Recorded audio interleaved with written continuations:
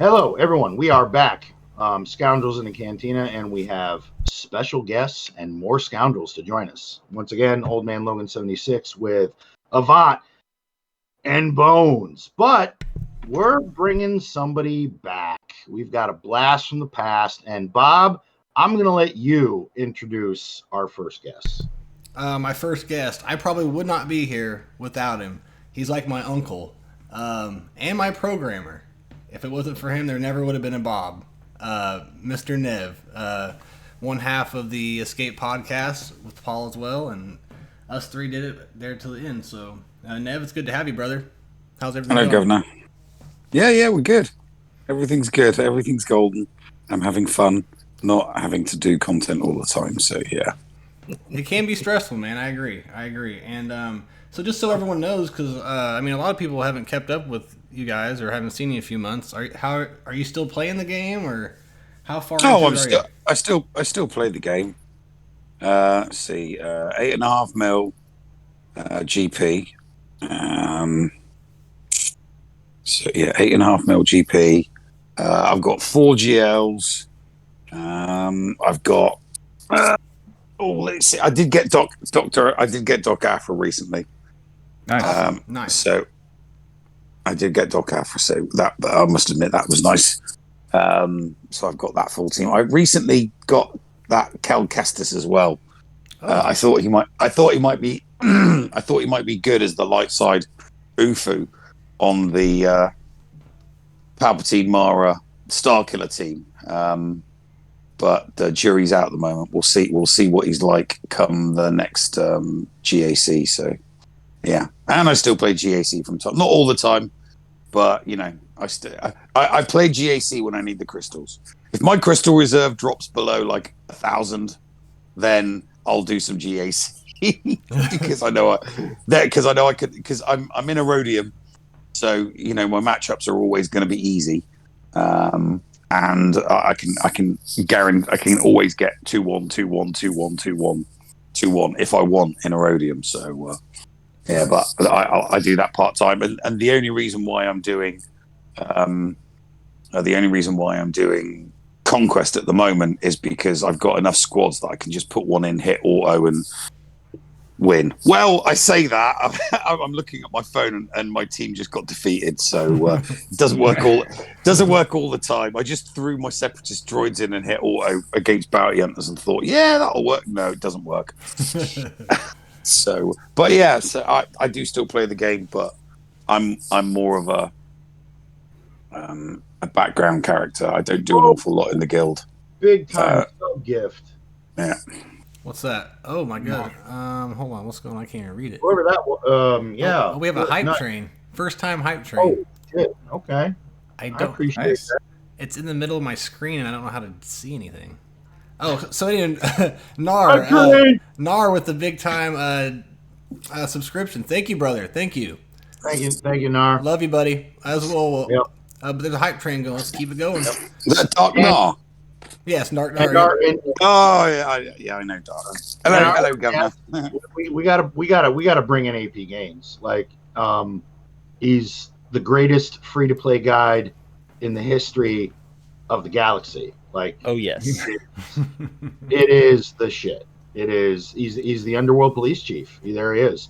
AP, thank you. We know you've been really busy. We haven't had you on in a while, but whatever free time you have, I'm very appreciative that you came on. For those of you that have been living under a fucking rock, AP, introduce yourself. Tell us your GP, and are you a spender? I don't even know what my GP is, to be honest. I would tell you, but I'm in the middle of a conquest. I think I'm 6.5. I would say. I think I'm around there, but I'm not 100% sure, to be perfectly honest with you. I've spent a little bit of money, but it was other people's money, so I when I was on the Escape podcast for the first time, Nev was grilling me on whether I was an amphibian or a land-based animal, and I told him that I was a frog. I'm sometimes on land, sometimes in water, because I whale with other people's money. Yeah. So I'm the frog, baby. All right. Well, we've had a week. to soak in all the news of the road ahead. And of course, the week prior to that, we have the title update. So we've been hammered with a lot of news. But this week didn't disappoint. But apparently, we have a murderous Care Bear of a kit to go over. We got a new Ewok, folks. Yeah. I feel like it's inevitable with GL Leia coming. Like we can already see the writing on the wall. I mean, the first set of requirements, Wicket, was required at Relic 3. So obviously Ewoks are going to be needed. And I don't know how you guys feel, but I'm not looking forward to this whatsoever. Oh, Why hang not? on a minute. GL Leia. Yep, Okay. I just want to say I called that 3 years ago. you did. And it has been confirmed from the art that we've seen that it is Endor Leia. Yeah, I called that 3 years ago when we had when we were getting all of the stuff for the Empire Strikes Back. When we were getting all of the stuff for the Empire Strikes Back anniversary, I was chatting with. I think we were interviewing Crumb at the time, and I asked him if we could expect something similar 3 years. Until the year for the Return of the Jedi anniversary, which is obviously this year. Fortunate, I'm a bit pissed I didn't get to the cinema to see it, but so. Yeah, I said to Paul and I said to everybody back then, that'll be the year that we get GL Leia Organa Solo, because it'll be just perfect for the Return of the Jedi. So yeah, just want to say, called it. I actually did. I made it to the theater, and out of my 4 children, 2 of them were with me, and I got to sit with 2 of them and be like, when I saw this in the theater, you 2 weren't even a twinkle in my eye at that point. that was definitely a nice moment. Did you at least go with your 2 favorite children, or which ones? My 2 sons. Okay, so no. My one daughter in her 20s. That was a full dodge. Yeah, it was cool. Yeah. She lives. What a politician. Well, my one kid lives in Virginia with her fiance who's in the Navy, so that's Yuck. Yeah, I know. I was Navy. I know. I'm so sorry for that. Marines and guys in the Army love the Navy ones because every time we have to go fight, they always give us a ride. So, although I told there's a couple of jokes in there that we'll just brush over. Yeah. So, Princess, what is like? How are we pronouncing this? I mean, it is Kneesa. I think it's Kneesa. I've heard so many people say back when I was a kid and I watched the special, it was Kneesa. So I have no idea. I don't remember. I mean, I'm old enough to remember this, but I don't. I'm hearing everyone say Kneesa, but just my general knowledge in English makes me think Kneesa, but I don't know. They're Ewoks. They don't speak English. I keep looking at the name, and I don't know. Just wait for Bodhi to correct you in the chat with the correct English pronunciation. It's coming. Oh yes, that's coming. Can we call her Yub Nub? That might be Princess Kneeslap. Like I was just gonna go with Princess Kneeslap. I don't know. Come on, guys. There's always a good name for every character. We got to get one for her. Well, we started the trend with torn meniscus, so we got to come up with something ridiculous for this one. Like I'm kind of okay with the Killer Care Bear, yeah. Although in the age of blasters, lightsabers, and Imperial shuttle, this bitch is throwing rocks. I'm just trying to wrap my head around that. So, but here we are. Yeah, and I guess there's a lot of controversy about how long it takes her to throw it. The wind up is Randy Johnson. Not gonna lie, takes a little getting used to. Yeah. So, yeah. Who wants the honors of reading this nonsense? Dude, this screams you, man. This is you all day. All right. Then I'm going to give the most unenthusiastic kit read I've ever. Try not to put us to sleep. So here we go. So I'm literally Bueller. All right. So basic rock sling. Final text: deal physical damage to target enemy for each critical hit scored. Knee slap attacks again, max 2 times. When she attacks again this way, she's immune to bonus turn meter gains. She is immune to bonus turn meter gains. It's so that she can't have an endless turn meter loop under Chirpa. Oh, that's shitty. See, I don't like it already. Special 1. Damn those Ewoks. Cooldown of 3. Final text. Dang those Ewoks. Go ahead, sorry. Final text. Dispel all debuffs on all Ewok allies. Call target Ewok ally to assist and deal physical damage to target enemy and inflict speed down for 2 turns. All Ewok allies gain critical chance up for 2 turns and recover 10% health. I don't know. I'm reading bland rice. Like, what does anybody else think? Dude, look at her special 2 is Yub Nub. That's weird. All right, go ahead. It is bland, by the way. All right, special 2. Oatmeal. Cooldown. 4. Zeta. Yub Nub. Whatever. Deal physical damage to all enemies. Stun target enemy for 1 turn and remove 100% turn meter. That I can get. That's pretty good, yeah.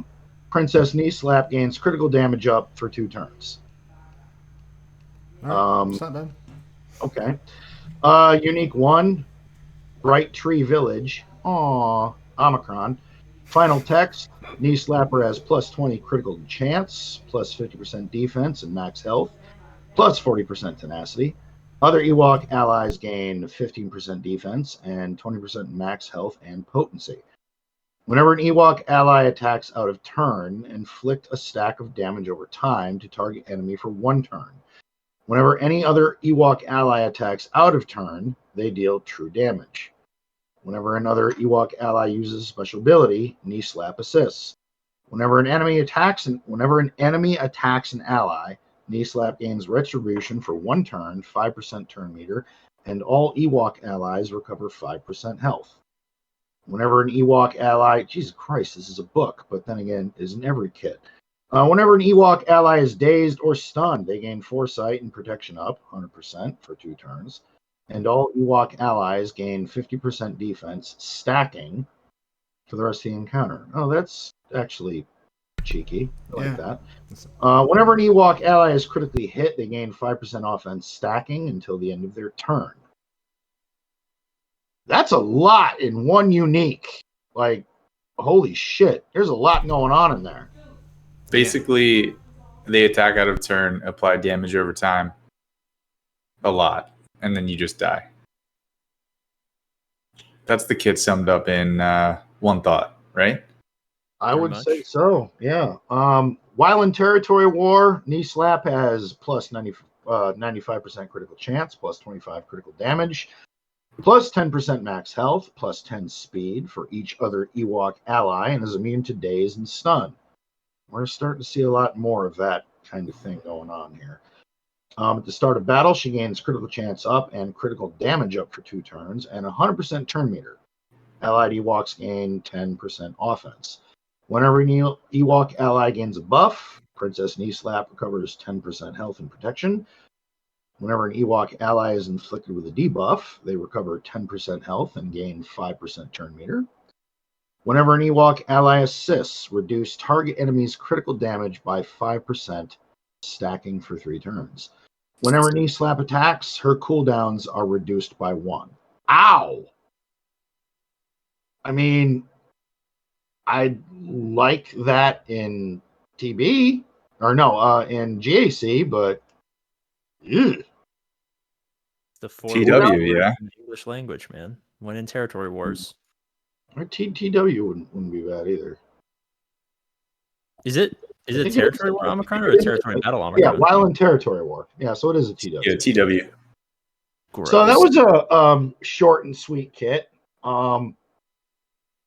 Again, my initial thoughts were looking at a turd polisher. I don't think it's really going to put the Ewoks on anybody's kind of radar. I think anybody, even at mid to mid-late or even late game, if they're going for Leia, this is a means to an end. You're going to dump some gear and some bullshit into Ewoks to get your GL, and that's going to be about it. It's whale food. It's for you. It's for people like you who are bored and have to have everything. I don't know if I'm this. It's a GL requirement. I mean, a lot of GL requirements suck balls. That's true. That is true. Yeah, and she has to be Relic 7, by the way. So you have to have a Relic 7. Princess Well, Leia. That's always nice, that isn't it? When they drop a character and say, "Yeah, you need this to relic set." I But thought they've done that with every GL. They always drop characters that you have to farm and that you have to put a high G a level you know, whether it's 3 or 4 or 5 or sometimes 7, 8 or 9. I mean, look at Admiral Radis. You know, he came out and then you had to get him to, what was it? Was it 9? Relic 9. Relic 9. Relic 9. Yeah. You know, and that's a character that had only just come out, and it's like you have no idea how good they're going to be.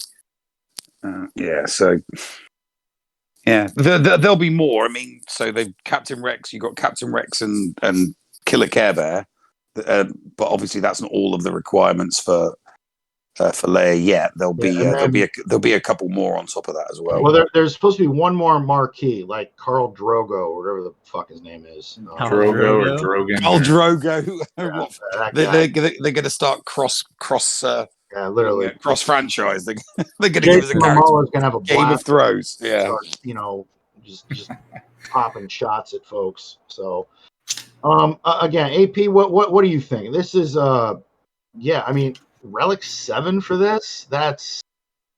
What are your thoughts? I mean, I had high hopes before I saw the kit, but I mean, it's just a requirement. It's like me Relic 7 my HK-47. Like, I'm gonna do it because I have to, but I'm not gonna like it. And no one's gonna like it. It's just money, man. It's not that complicated. It's just money. I mean, if they're gonna put this girl in there, they gotta bring Teak and Noah. Like, they can be a pair. It has the blueberries. That's all that matters. That's all that fucking matters. Dude, open the game right now on stream. It's so fucking cute. I'll bring it up. It'll take. I was doing some research while you guys were talking. Officially, it's Kneesa. That's the official canon pronunciation. But they sell Kneesa like dolls that have little like handbags, like little girls have like around their shoulder. You could like carry it around and shit. It's pretty lit. Dude, sign me up. I'm sorry. Did you say Kneesa balls? I didn't say Kneesa balls, but you know, Kneesa backpacks, Kneesa satchels, man purses. That's what Avant was wanting to hear. Indiana Jones had one. He had a satchel. Yeah, That's man. true. That's right. I mean, and everyone makes fun of me for my Lululemon man purse. I'm like, Indiana Jones. Ever heard of him? They still make fun of me, but yeah. It made it a little bit cooler. Just a little So bit. that was Knee Slapper's kit. Before we move on, everybody, please do all of us the personal favor, if you haven't already, hit the fucking button. Just hit the button. It's real simple. Hit You know it doesn't do anything, right? Subscribe button. The subscribe button doesn't. Well, you know, Zareth already took the, let's build the algorithm, guys. I can't use that, so I just came up with the next best thing. Hit the fucking button. So that was my thing. I'll give you my off-screen opinion on the algorithm. It's fake, man. Conspiracy doesn't exist. So, yeah. I have heard that. So we got a shit. So we have some guests, and we got a shitload of news last week in the road ahead. So I kind of want to go around the panel. We've had a week to really digest all this between the Leviathan kit, the kit for Torn Meniscus, the announcement of a new raid, and I have a couple opinions now that I've had a week to really think about this. But how's everybody feeling where the game is at? Like, with everything that has happened in the past 2 weeks, is the game in a better place? Yes or no? And explain your answer. Somebody start. I guess that's I don't think the game's in any different place than it was before we got the update. It's just that people now know about stuff, so they're less angry. Like it's not like stuff doesn't happen behind the scenes. It's just that people like to complain. Place, like some of the changes made, like being able to. I feel like being able to sim some of Conquest now is going to relieve some of the time sink. Not all of it. So amazing, dude. But like, I don't know. I think they've been working on that for a while, so maybe I'm just a little callous in my appreciation because I'm an unlovable, unloving person. I would agree with you that they've been working on that for a while. I would actually agree with that. They were also working on the ship loadouts for a while. Like Long hot 3 minute. years. Well, no, they weren't working on it for 3 years. They just kept telling us that it wasn't profitable, so they weren't going to do anything with it. I must admit that it was a surprise to see that, because I don't know about any of this stuff in advance at all. I just see all this new stuff in the game with the in-game announcements, really, because I don't talk about SWGOH that much at all. So I don't know what the requirements for the Leviathan are. I don't really care because I haven't gone for the other ship yet. Just imagine all the Sith characters you don't want to Relic 7 at Relic 7 and a couple at Relic 9. That's kind of what I figured. That's kind of what I figured it for. Fucking I'm just on the long grind for Malgus at the moment. I'm like 200, 130 bloody shards away, so I don't really care about anything else. Well, wait for Proving Grounds. You'll need Malgus to get Malgus in Proving Grounds, apparently. Yeah. Oh no, I do. I do get him from Proving, but because I don't do GAC, so I don't do anything seriously within the game. So my crystal income dropped off a cliff. I don't do fleet. I could finish number 1 in fleet every single day if I want to. That's 400 crystals. I don't, because the game just doesn't enthrall me to want to do that. And like, I only do GAC when I need the crystals. So it's interesting hearing all of this stuff from you guys, because I don't hear about it, because all I see is what comes up in game. And, it really sounds like you're in a loveless marriage with the game right now. Oh yeah, no, I am. There's no love there at all. I think the kids have gone to college. You can probably get it's a divorce if you want. Well, yeah, you see, the thing is, I've got the divorce papers and they're signed, but I'm kind of holding them over. I'm holding them over on the that 0.00001% chance that they abandon datacons, and then I can just come back to the game and love it again. I mean, you should check out their financial statements. I don't think they're going to be abandoning datacrons. No, not at all. No, I've had one conversation with Logan, and I'm like, yeah, they'll never get rid of him. Nope, they won't. Well, okay. Well, I see. I don't know that. So much revenue in It's called Conquest. That's really what it's called now. Hey, I mean, it was interesting to come back to Conquest and it be no different whatsoever. That horrible grindy feeling with the no fun element is still there. So I'm glad I've got a bunch more extra, 5-man relic squads to just throw in and see if that works. Some of them don't work, but when you got 4 GLs. Yeah, in the 4 GLs and all the off meta teams, which I do. It's good to hear about this stuff, but I mean, does it make the fleet loadouts was too little, too late? It's like you're giving us things we were asking for 3 years ago. Literally, we want 3 years ago. We want Leia and we want Jabba and we want ship things, and then 3 years later we get them all. I'm so used to doing ships without the loadouts that I don't even use the loadouts. That's probably not what CG wants to hear, but I'm just, at this point, I'm like a dog. I'm so trained that I don't. Avant, you and I are in the same boat because I've been doing the same shit. Yeah. Literally, I don't even remember. I don't. It's same with me as well. I was bored, so I went and set them one night. I just wanted to do something in the game, so I went and made all the presets. And I've been bitching about it for I don't know how long, and now I don't even use it. I feel hypocritical, but I kind of don't care. I'll probably set it after Leviathan hits. And speaking of Leviathan, I know Nev hasn't, I don't think has heard too much about this, but for AP, Avant, and Bob, now that we've had a week to kind of digest all this, I mean, is Profundity or Executor, is it beating Leviathan? Is Leviathan going to be like, you're going to have to mirror it, and if your star is below theirs, you're not winning? Because that's kind of how I'm seeing it. What do you guys think? I'd say that. I mean, I think that's what they said in their dev post. Don't worry, there will be an off-meta counter that will get nerfed immediately. I was gonna say, people always ask me like, "Is there something gonna beat it day one?" And I'm like, kind of. There's something's gonna beat it for a week, and then they're gonna patch it out. We don't know what it is, but someone's gonna try like a random scimitar squad under endurance, and it's gonna work for some reason. Actually, that's not gonna happen. Don't listen to that. Well, just wait for Ray 5, man. Home 1, Ray 5. Easy clap. Here's the thing, though. You look at Sith Marauder's ship, the bomber.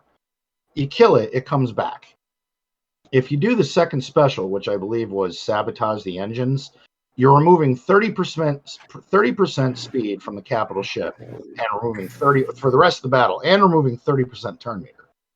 I mean, how do you recover from all that? And then you can annihilate a ship coming in as a reinforcement, and the one Galactic Chase ship we had, if you have enough stack of that devouring swarm on it, it can insta kill something. Like, it prevents crits, it prevents assists. Like, it has anti-breach in its kit. Like, how the fuck are you even going to deal with this? You're not. Is it going to be Empire and Iden? Like some kind of super high DPS just like murders a ship instantly, and you keep getting turn meter? I don't know. What I can't stand is everyone and their mom was like, "Oh my god, Radis is gonna be the answer. I just know it." I heard that so many times. I was getting hounded in the live stream by someone. They're like, "Someone did the math." This is before we knew the kit. They're like, "Someone did the math." I'm like, "How can you do math? The kit's not even out yet." I was gonna say, what, like, before the kit comes out, what math are you referring That's to? what I was saying. Like, they were so hell bent that the Radis was gonna be the counter. They're like, "So this is how this works and this mechanic." I'm like, now we know you just take over. You know, what are you going to do with the Radis when you take it over? You're going to suicide it into nothing? Yeah, like Ray's Falcon's going to do its AoE and knock out 2 Sith ships. No, that's not happening. You'll probably be able to double bang it somehow. Well, I'm sure. I'm sure you're going to have to, like, I don't know, kill one of the attackers and finish up afterwards. It'll be fun. I'm getting pretty close myself, so. How far are you, AP? How close are you on it? I'm kind of pissed because, like, I didn't take Conquest very seriously because I was, like, traveling, like, the entire, like, last 2 months for work. So, like, I'm not going to have the Fury Class Interceptor day 1. I'm not even going to have it, like, month 2 or month 3, but I have all of the other requirements done. Oh, shit. So I literally just, like, I'm thinking about calling Crumb and being like, "Hey, can I just, like, Venmo the company and, like, get Fury Class Interceptor shards?" Let me know. Like, do some sort of direct deposit situation. You're gonna be you're gonna start being like our drug dealer. Hey man, can you get some of those Fury Class shards from Crumb? Yeah, you guys can say I should put on the start scratching my neck. AP is gonna star in Narcos season 4, the Malgus shard. I can't wait. I mean, the way EA gets sued like every other year, you know, you never know. There could be something. I'm excited about the ship. I have completely depleted my crystal resources on pure signal data, and I will probably unlock it on release day. I spent 11,500 crystals, 11,500 crystals on signal data. It was sickening. Oh my god. Can we get some kind of thing in the chat, whatever you kids do these days, for Avant? Thank you. Yeah, that's a lot of money spent in signal data. Holy shit. I basically bought all the signal data before the Friday refresh, and then when the Friday refresh came again, I bought the green signal data and then the blue signal data, or whatever the harder one to get is. I don't know if it's blue or gray. They look very similar to me. Blue. And then I basically I have all the signal data that I need. I just need a little bit more of the final stuff, the I don't know. It looks like little crystals, whatever it's called. I need like basically I'm gonna farm it with 100 crystal refreshes, and I should get it, barring like the world's worst RNG. So for people who are like me and don't get as far in Conquest, are people seeing that if you go to the Fury class, this is kind of random, sorry, but when AP was talking about it, I thought of this. If you go and click on find where all his shards are, I found 3 600 things in the store for 5 shards. So like 600 crystals for 5 shards, 3 of them. Do you guys know anything about that? Does anybody know that's even there? Have you done Conquest? How much Conquest have you done? I'm like in Sector 4 right now. But So there's like the middle Jawa nodes where you can buy 5 shards for 600 crystals. So Yeah. it's just lingering around there for you. gotcha. Okay. All right. I wondered where those came Yeah. from. Okay. Yeah, the Java nodes. Yep. Gotcha. I'm just starting Conquest right now. Dude, you fight a Rancor? That's kind of lit. Yeah. No, It was actually changed kind of all cool. the- I liked that. They did. They changed all the bosses in the treasure node. So at the end of one, you don't have to slaughter bounty hunters over and over. Oh, thank God. and over. God. Now you get to slaughter Bad Batch. Now you Well, just you sim just- it. Full auto. Or sim. So as for Leviathan on my end, yeah, I know on the captain's chair of my yacht. I don't want to hear it. I'm ready. My requirements are met. I'm sitting on around 6,000 crystals. I'll drop a vault. I'll put it to 7-star. So that's my day one plan. It's okay. You're I'm a gonna- content creator. It's a tax write-off. It's No need to sweat. I'm not there yet. There's some. I think there's some like requirements you got to meet before you can do that. You have to have the assumption that you could potentially profit off of it in the next calendar year or the next tax year. That's the only requirement you need. Potentially. Potentially. And some assumption involved. You quite literally just need to have a reasonable expectation that you could make money. I'm gonna look into that even further. Yeah, dude, it's like quite literally the easiest like thing in the world, dude. Why do you think every content creator is spending like $50K on this game? See, I haven't done that yet, so this year's gonna be the first time I do that on my taxes. Really? Yeah. How much have you spent? You need an accountant, man. What are you guys doing? You need a guy. They need AP. Just tell them they need a guy. You and need that a guy. You'll give them the name for your guy so that they have a guy. I have plenty of guys. What's just after the stream? Tell me what state you're in. I'll send you a guy. He'll be set up. Well, the I don't know if thing you is know that- this, but Bones is against shard mafias, so I think he's against like all kinds of mafias. Yeah. I don't know. What's wrong with shard mafias, dude? Why are they even called shard mafias? Because they act like mobs. They'll come after you and like racketeer you and like try to get you into their like you either have to join them or they're gonna like beat the shit out of you. So that All you have to do is join and ignore them, dude. They don't ask for like union dues. They just want you to pay attention to your fucking payout and not hit somebody ahead of them. Well, fuck. Sometimes, like, I can't just wait till my hour to go. Sometimes I'm busy during that hour, and I gotta climb up early. And change the hour, dude. It's your payout. You get to a year. You get to change it twice a year. No excuses. I'm being friendlier to him. So, Dude, I'm I warming up to ran it. 4 back when shards were important. I ran 4. I ran 1 regular and 4? 3 fleet shards. Yeah. Oh god. Yeah, I ran for it because I had multiple. Because I had like you got to remember I had like 4 accounts. Okay. So I was in the I was in the each of those accounts were in the shard for either regular arena or fleet arena. 4 accounts. Fleet Arena is important. That's where all the crystals are at. So Mhm. I can't remember what is it. I just play the one on my phone now. I don't play any of the extra accounts that I have at all. How do you even one have of your time for that? one of your extra I- accounts is actually in our guild now. Is it? Which one? It's the one you gave to Fantastic, Kane. the Nev. The one you gave to Kane. I Oh, don't know. Fantastic. Bomb, Yeah, bomb, okay. that was Yeah. a fantastic one. Yeah. So I had time. Yeah, I had time to play 4 because I was passionate about the game back then. So I enjoyed playing multiple accounts and doing different things, so that I could produce different types of content. Well, for people who don't know, you were doing Grand Arena Center, which was kind of like a sports center for Grand Arena for everybody. So it's I mean that's because I loved GAC. Yeah. No, I missed your enthusiasm for the game. I do. And I understand why. I understand, because I feel the same way you do. But it was a fun time in the game when Grand Arena Center and all that. Oh, yeah. Free money-based matchmaking. Back when free-to-play actually meant something, you know? Yep. The 4 pillars, the 5 pillars. All of those. I think I recorded, let me see, 365 and then 114. So, yeah, I mean, I did a podcast upload every single day for 500 days consecutive.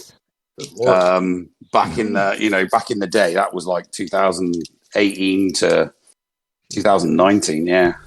Damn, man, one of the OGs. Mm-hmm. I'll have to go back and watch those. I didn't know you did that many. I first started, just all I would do is I would record myself on a tablet with a camera on, and then I would upload the video to the PC, and then I would upload it onto YouTube, and that was it. That was how it started. I don't get why people don't use BlueStacks.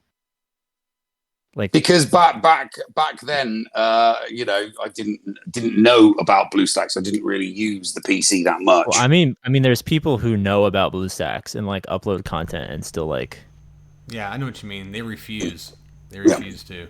Yeah. I didn't start using BlueStacks until 2019.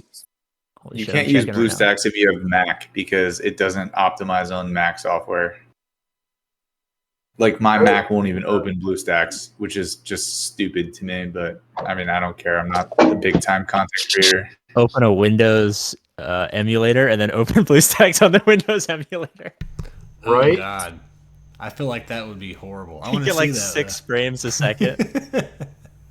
So I did want to hit on. We were talking about Conquest. So this Conquest tune, Malicos, I was giving this some thought, and I wanted to get your guys' take on it. Obviously, and I know last week, Avant, you and I weren't really getting a lot of the Lord Vader reference, where people were saying, "Oh, this could be a lifter for Lord Vader," and I'm still not. I'm still not convinced. Yeah, I'm still not convinced either.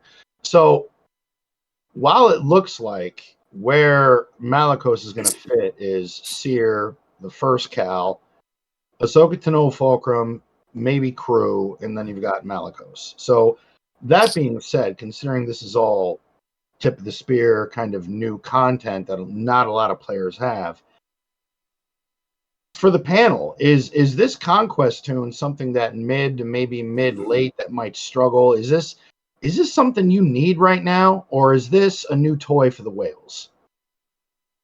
Or the people that have the stuff? I mean, is this a Conquest tune that you can kind of go, you know what? I don't need to break my balls getting this. Well, here's the thing. The question you've got to ask yourself is, has Star Wars Galaxy of Heroes reached a critical mass regarding the tunes, the number of tunes in it, and the number of squads that do different things? There's that many different factions, and they do that many different things, and there's that many different interactions between the different factions. Does one character really make that much of a difference? It used to. Back in the day, you bring in a Jedi Knight Revan, boom, instant, Darth Revan, boom, straight away, Chewie, when Chewie came out, with CLS and boom, back then when individual characters came out, they really, really fucking meant something. But do they? I mean, I don't have Trench, I don't have Ben Solo, I don't have any of these other Conquest characters, For me, it stops at Malgus, right? So, do these individual characters that keep getting brought out, are they game changers? Or when you take a team into GAC or into Territory Wars, does it not make a shit difference because of datacons? To be fair, I would say that almost no one uses datacrons unless you're in Kyber 2 or Kyber 1. I would agree with that. I would Yeah. agree. Like I haven't seen a Datacron on defense in like a calendar year, and I So was the in like character- Kyber 3 until I went AFK for like 3 months. So the character could potentially make a difference for people that just do not bother with Datacrons, but for the tip of the spear guys, it really isn't going to make that much difference against a squad that's already got a level 9 Datacron on it, and you probably got to smash through it with 2 teams. I think it only matters for the people at the tip of the spear because you have to have everything or else you're at a disadvantage. You are. Or else you get knocked down. Yeah. Yeah, like in my roster, 11.2 million. If I don't get this character and at least put 2 of his GAC Omicrons on, because I already have Seer, Cal, Fulcrum. I've got the team. They're all in relics. If I don't get this tune, that could possibly cost me a match or 2. It could. Very well could. Because we have no idea what this tune that has 3 fucking GAC Omicrons, how it's going to interact in the meta. On paper, it looks outstanding.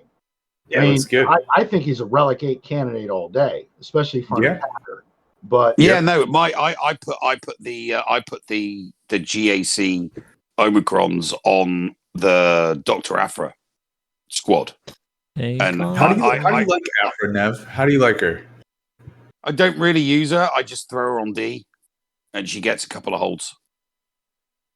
She's pesky to face if you don't use the right attacking squad because she's. I have no idea what the right squad is. Every now and again, every on those rare occasions where all I need is like 1 or 2 squads, like my opponent will put in just 1 or 2 GLs on the front line, and I'm looking at what I've got, and I'm thinking I can't remember what the hell beats that GL, so I'll go on SWGOH.gg, just to quickly find it out. But I don't know what she does, and I don't know what the droids do. I've just got them all at Relic 5. So Afra gets 50% turn meter for each BT and 000. So she starts with 100% turn meter. Mm-hmm. If you put her with the murder droids, which you should, and if your BT is modded for high offense and has high relics, BT does a crazy amount of damage. Oh yeah, no, I have seen him do a crazy amount of damage, and I'm like GL killing damage. I'm probably gonna put relics on the Black Croissant, the Wookiee, just so that I can do that. Because I put Vader in the 5v5 squad. I've got Black Croissant, Vader, and Afra with the murder droids. It's kind of a dirty squad. Most people put their croissant with Jabba, so like croissant with. I don't have Jabba. Well, I'm saying because you don't have Jabba, putting croissant in that squad is probably kind of terrifying. Yeah, well, I mean, it's going to get thrown on D. The next time 5v5 comes up, I've got the Afra squad, and I've got the Slacker squad, but I don't have the ultimate on Slacker yet. It took me 6 months to get the ultimate for Rey on the other account that I played on the tablet, and when I finally got her, I'm like, that's it, I'm fucking done with this account. Screw that. So here's a so on the topic of Malico, so like AP, for instance, your roster. Let's hypothetically say, I don't know how hard you're going in the Conquest this go around, but let's say you get him, you can 7-star him, you can put him into an appropriate relic level. Do you have a place for him? I'm gonna be honest with you, I don't remember what he does. I don't like read kits until I have the character or I'm fighting them for the first time. All I know is I like look through his tags and his kits when he first came out on a stream, and I was like, I don't know where I would put this because I don't have Seer, I don't have Cal, I don't have Lord Vader. Like I was just assuming that they're gonna come out with another character that's gonna like be the leadership for him or a team that he's gonna go on, and then I was just gonna have to throw him on that team whenever it came around. Yeah, because I don't have Seer either, and so when I read his kit, I didn't know it screamed Seer because I don't have Seer, so I don't know what she does. So I guess that's the team you put him with. Is there another team you can put him with as well for? And that was kind of and that was the basis of my question was if you don't have Seer and you don't have Lord Vader, even though I'm still not getting where that really. I mean, you could. Better than nothing, but. Like I don't think I would relic him. I don't think I would gear him up if I got him. Yeah, is this something you would invest? Is something you would invest resources in if you don't have the appropriate team? I mean, everyone says he's really good. I mean, obviously we haven't tested him or anything, or at least not publicly. But Well, I did the math. I literally and he's don't pretty great. know. I did the math. yeah. Great. I did the math on the Captain Drogon kit, and Yeah. you can actually run a lot faster with only one arm. Oh, yeah. People are already crunching numbers on GL Leia. Yeah. I don't even like. God, is he in game right now? Like, could I pull his kit up on my computer if I looked? Oh, he is in game. Holy shit! Yep. Like, I mean, he's literally just an unaligned force user, right? Actually, you know what? This will be interesting. AP, go ahead and kind of read it over real quick, and we'll just go on your reaction of oh shit. Yeah, it's pretty good, man. He looks pretty damn good. Like, it just looks like he does damage. Yeah, he'll be like a. I wonder if he's a glass cannon. They don't really say. But I'm literally just going to dump him on the C team. But when he gets debuffed, he actually dispels it and then gets benefits for dispelling it. Like if he gets I think it's stunned, it immediately gets dispelled and he gets some sort of benefit. If he gets dazed, it gets dispelled. He gets some sort of benefit. And he has 100% health steal, 70% counter chance. Like, how would he do in like a random squad, like a Treya squad or something? I don't know. That's the thing, because if his lead is not an unaligned force user, you're going to lose 70% of his kit. True. So can I put him in a Star Killer team or no? You could, but why would you not put Mara Jade? Because it doesn't make sense to take Mara Jade out. Yeah, the lead has to be an unaligned force user. You could put him with Rey. Gotcha. You actually could. You actually could put him with Rey. I think you lose some. If I remember correctly, you might lose something in his kit. I think if the leader is a GL, because you know how they're doing kits like that now. As long as the ally in the leader slot is a non-GL, I'm gonna relic him just because he looks like a badass. So I don't even know who he is. I mean, in Fallen Order, his character was pretty cool.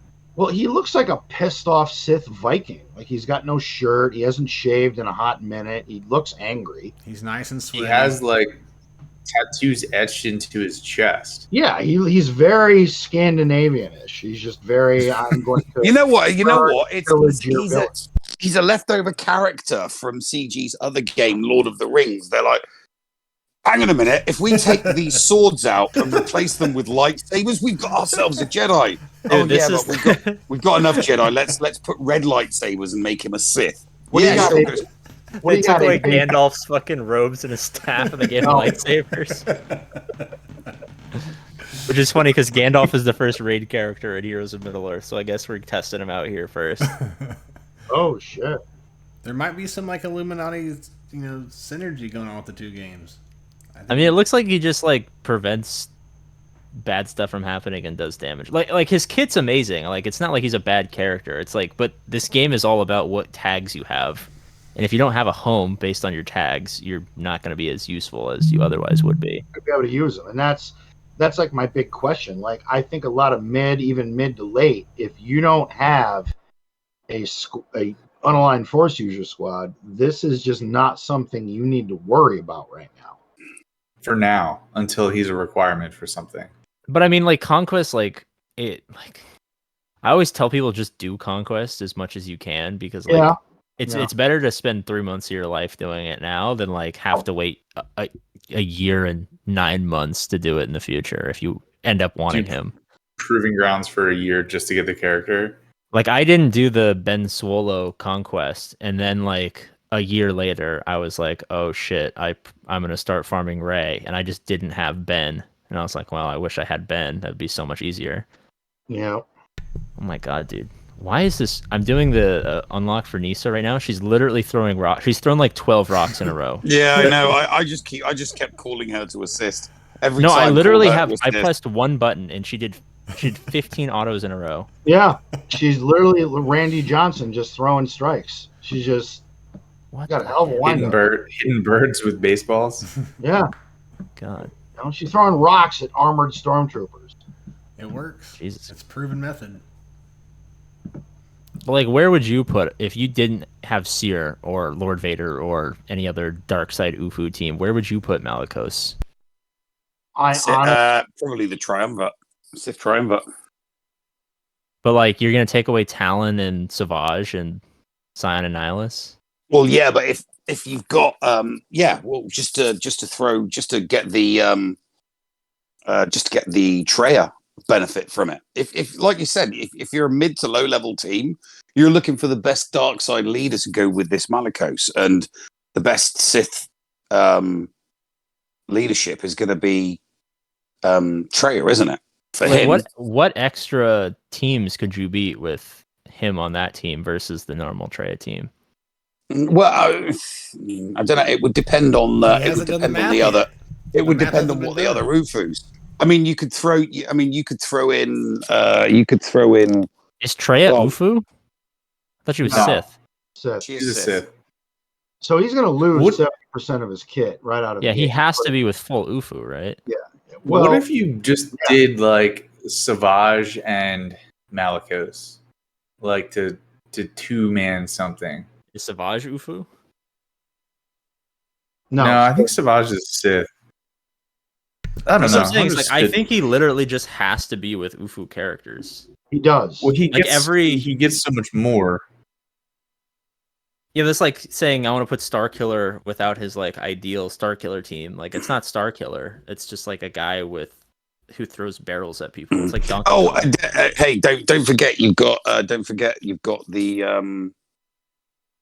not the Night Sisters. Sorry, what's that faction? The Inquisitors. Inquisitors. That's it. Yeah, you got the Inquisitors. They're all Ufu as well, aren't they? Or as they're called on Reddit, the Spaniards. Imagine Revo with Malicos. That is true. Holy shit. Okay, so this is something that I saw on a content creator video, and I was like, oh my god, just stop. I don't want to fucking see that. Yeah, you throw Visas Mar on there for a revive in case anybody gets downed, and defense penetration as well. Not to mention the offense up buff she gives. I love some good defensive penetration. That's my favorite in the game. Quadruple D-pen. Yep. 200% D-pen Datacron. There's lots of Ufus, but yeah, there's lots of Ufus you can put in with. But I'll probably throw him on the C team just to use the Sith tag.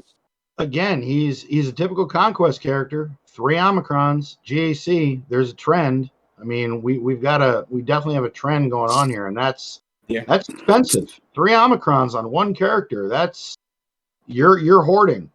I did the Omicron, all the Omicrons for Star Killer, and that team's been boss for me. Every time I see a GL Ray on defense in GAC, I'm licking my chops because I know I'm gonna annihilate it. I put all the GAC Omicrons on what's her face, Doc Afra, for that character, and she got a bunch of holds on 3v3. So I'm very curious to see what her team with Vader and Black Crystal does on defense in 5v5 as well. So the GA, if there's a character that has the 3 Omicrons and they're all for GAC, it's usually worth it for the character. I mean, Starkiller was, and I have no doubt. 0 of my Conquest tunes have all 3 Omicrons. I don't have all 3 on any of them. I think I have 2 on Malgus, 2 on Starkiller, 1 on Afra, 2 on Swallow. Afra wasn't Conquest though. No, true. Neither was Starkiller, but they're in that like they were. You got to remember they were the Legends. They were the Legends events. Remember? Yeah. Starkiller was the you first don't have Legends 3 events. Omicrons on Cal Kestis, dude. Do you even love your guild, man? Cal Kestis is relic 4 at the moment, and no, he is not getting an Omicron. He may be persistent. I am not when it comes to that. So yeah. So I know last week we read through Malikos's 3 Omicrons for JAC. So just as a quick reminder, I also read the Omicron for Seer that is for Grand Arena, and you combine those 3 in that one. I still think Treya will probably beat it, but anything other than Treya, it's Reva or a GL that's going to beat this after Malikos comes out and you put this on defense. Yeah. I can see that. But then again, with Malikos and the offensive potential, this potentially maybe rival Jabba, maybe prevents turn meter gain. I don't know how much turn meter game goes on in a Jabba team. I think there's some. I know Jabba's kit doesn't really revolve around that too much, but I have a question. It's a little random. Remember the big deal, the big nerf of 20 whatever it was, and they didn't want us countering GLs with my son didn't survive it. That's why he quit. Yeah, well, so they're purposely giving us off meta GL counters now. Why do you guys think their tone has changed about that? Money. Because the characters are gated. You have to you got to spend money. You have to get them a certain way. Yeah, I guess. Honestly, I think with Malikos, Seer, Calcat, I mean, really, if you look at the average roster, how many people have Ahsoka Tano Fulcrum and relics with good mods ready to go? Can we take a break? Why do you keep calling her Tano instead of Tano? I don't know. Ahsoka Tano, excuse me. Ahsoka Tano Fulcrum. I'm sorry. It's Kneesa. It's Kneesa, guys. Ask him to say the name of the Jedi from Rebels who trained Ezra Bridger. Oh yeah, Kanan? I said Kanan. I'm just gonna throw myself under the bus. In a whole episode, you called him Kanan, and in do you call them Kniggets as well? They're not knights, are they? They're Kniggets. You know why I get to laugh last, fuckers? Because all of my Phoenix are it. So I'm. It was just funny because in the Discord after the show, someone was like, "Someone tell me how I know that Logan never watched Rebels." I didn't watch Rebels, but my comment was somewhere Freddie Prinze Jr. is crying. He's sad. But this game, I always felt so bad that the Phoenix were so shitty, and they were actually cool characters. Like I had Urza Bridger in relics. It was my first Phoenix relic, and that was years. Did you say Urza Bridger? Ezra. Oh my god, what is it with your pronunciation today? I've never watched Rebels ever. Isn't Ezra like a biblical name though? I'm not religious either. Oh. Urza's gone, man. Urzatron retired. I was like, yeah, dude. He does Lawnmower Simulator now, guys. Which is still entertaining. You know, it is pretty entertaining. I'm just gonna say the little white kid with the green lightsaber that's in the Phoenix Squadron. That's it. Who said you had to bring race into this, man? Come on. The blind fucker with the blue lightsaber. That's ableist. and Grimace from McDonald's, the guy with the stun stick. That's him. Grimace? Oh my god, Logan. Could you be any more Clint Eastwood on the front porch right now, just staring down kids? Grimace is hot right now, apparently, dude. All the teenagers in my city are walking around with purple milkshakes. I am looking at my El Camino right now going, isn't she sweet? Like that's what I'm doing. Okay, but yeah, on the subject of Grimace, my kids have been talking about it all week, and my son is now scared of him and can't go to sleep because of my brothers are telling him, or my sons are telling him that they'll do something crazy, and he's only like 7, so he doesn't know who the fuck Grimace is, and so he's horrified. Have you seen the videos online? They're pretty scary. That might be why. I have not. How old's your kid? 7. The one that's scared is 7. Okay, because they're the videos they're putting online are pretty gruesome. Yeah, they're always in there watching weird shit. In the chat, Isra isn't white either. All right, fuck it. The young kid with the green lightsaber. All right, we're just gonna put it that way. Jesus Christ! It's always gonna be Urza for now. Right? I do feel like Clint Eastwood on his porch drinking a Labatt Blue, looking at his car. Do the Clint Eastwood grimace for us.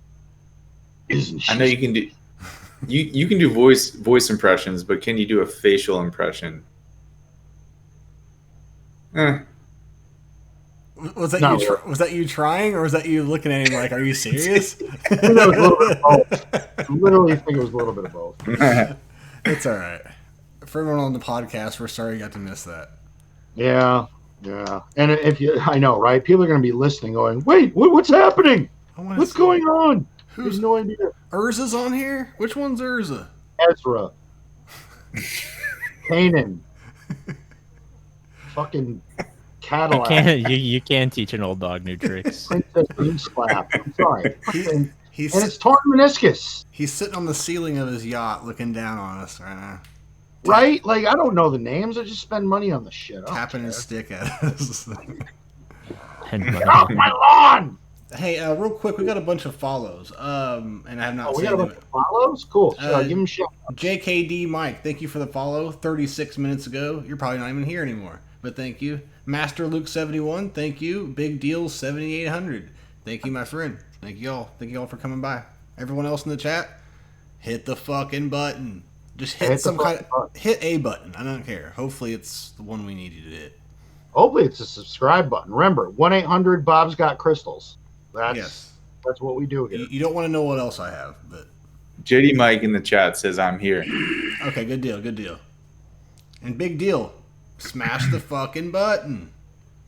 All right. So we covered Mr. Meniscus. So,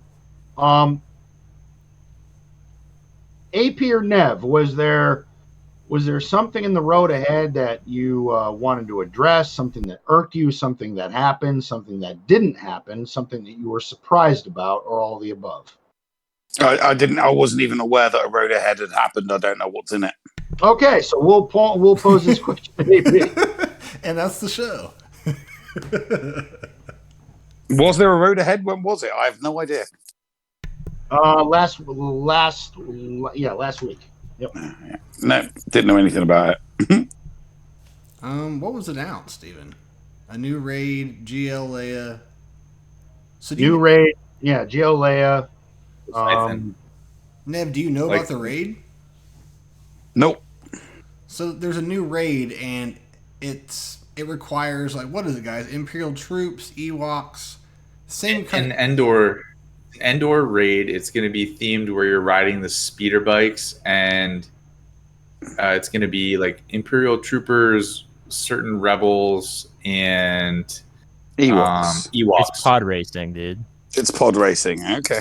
That would be cool. Way more cool than. Does that excite you, Nev? Well, I mean, no, because again, 3 years ago, I said that we wouldn't get that we would get a new raid. In the Return of the Jedi thing, the Return of the Jedi 40th anniversary. This is all stuff I didn't know about it, but I'd asked and got enough non-answers about this kind of stuff to know that something like this was coming in the pipeline 3 years after I asked about it. So, yeah. Basically, you're just cooler and more well-connected than everyone. Yeah, I was just cooler and more well-connected than anyone else was back then, yes. He had more premonitions, more visions back then. Yes, I was Nephtradamus, and I was close. I was right every now and then. Yeah. So here's when we're talking about the new raid, here's kind of my issue with it. And again, I'm kind of speaking from the perspective of somebody that is at 11.2 million. I dedicated quite a few relic levels into the Crate Dragon because I wanted to have a good enough score to assure that my raid was going to hit the 265 box. That was kind of the goal. Anything after that, you're in guilds that are just outlandish. It's just outrageous. I'm not even going to go there. But I put relics into Mandalorians. I put relics into Tuskens. I made sure that my entire squad of Hutt Cartel were all Relic 8. Now CG announces that there's a whole new raid coming. And you can't use any of the characters. This is going to be rotated, or are people's investments going to be wasted? Oh yeah, no, they'll be meaningless. You're going to need a bunch of different characters to do the next raid, So and you then the raid after that will be a bunch of new So characters. you they think did this. They this said raid is going to replace the crate raid completely?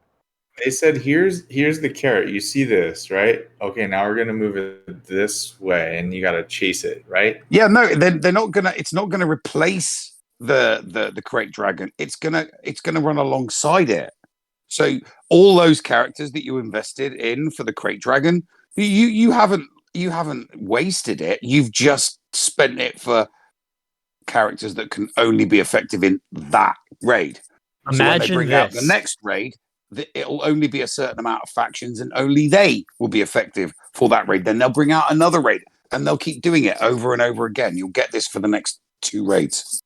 Follow along here and see if you can kind of imagine on this journey that I'm going to take you on. Oh, please. You invest a lot of money and resources into something for temporary power to be good for, call it, a couple of months, and then it goes away, and then you have to do it all over again. You have to buy that power all over again.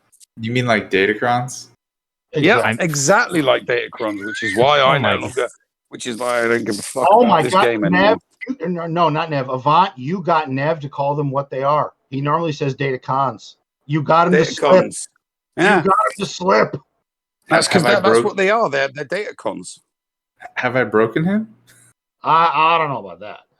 But my thing is, if they all right, so let's say they overlap them and it gives guilds a choice. Okay, we're not ready to do this new raid yet, so we're going to stick with the crate. Obviously, they're going to have to give better rewards for this speeder bike fucking raid. And Do they? well, is this where Relic 10 comes from? Oh, go away. I don't know. Do you need Relic 10 to use a speeder bike? Well, I personally think Relic 10, except for those in the top 1 to 200 of GAC, for everyone else is useless. Can we get some fucking characters back? Like, that's what was the most motivating part for me, is some characters you could only get through them. Is that not cool anymore? It's not cool anymore, no. Here's the thing: giving you a 7-star character was fine when all you were investing was up to gear 12, pretty much, because that's pretty much what it was. Most people had figured out how to do the Sith raid with gear 12s. So and you got the character. This new raid, you need oodles and oodles and oodles of relic characters. So it wouldn't really be. They'd put it behind like Relic 7 or something. You'd have to do the event at Relic 7 in order to get, a few shards of a new character. And then it's like, I can't see them bringing back character shards as I don't think so either. I think the days of characters and raids are over. I think raids now are focused on gear and material. Yeah, because I always thought that, I always assumed that, we would get the, when we got the raid, for the Return of the Jedi 40th anniversary, that the reward for it, I said it was going to be Red 5. But, they don't do shards for raids anymore. So, yeah, we'll get Red 5 some other way. At some point. You don't know that yet. It could be Red 5. No. We'll get it. We'll get it eventually.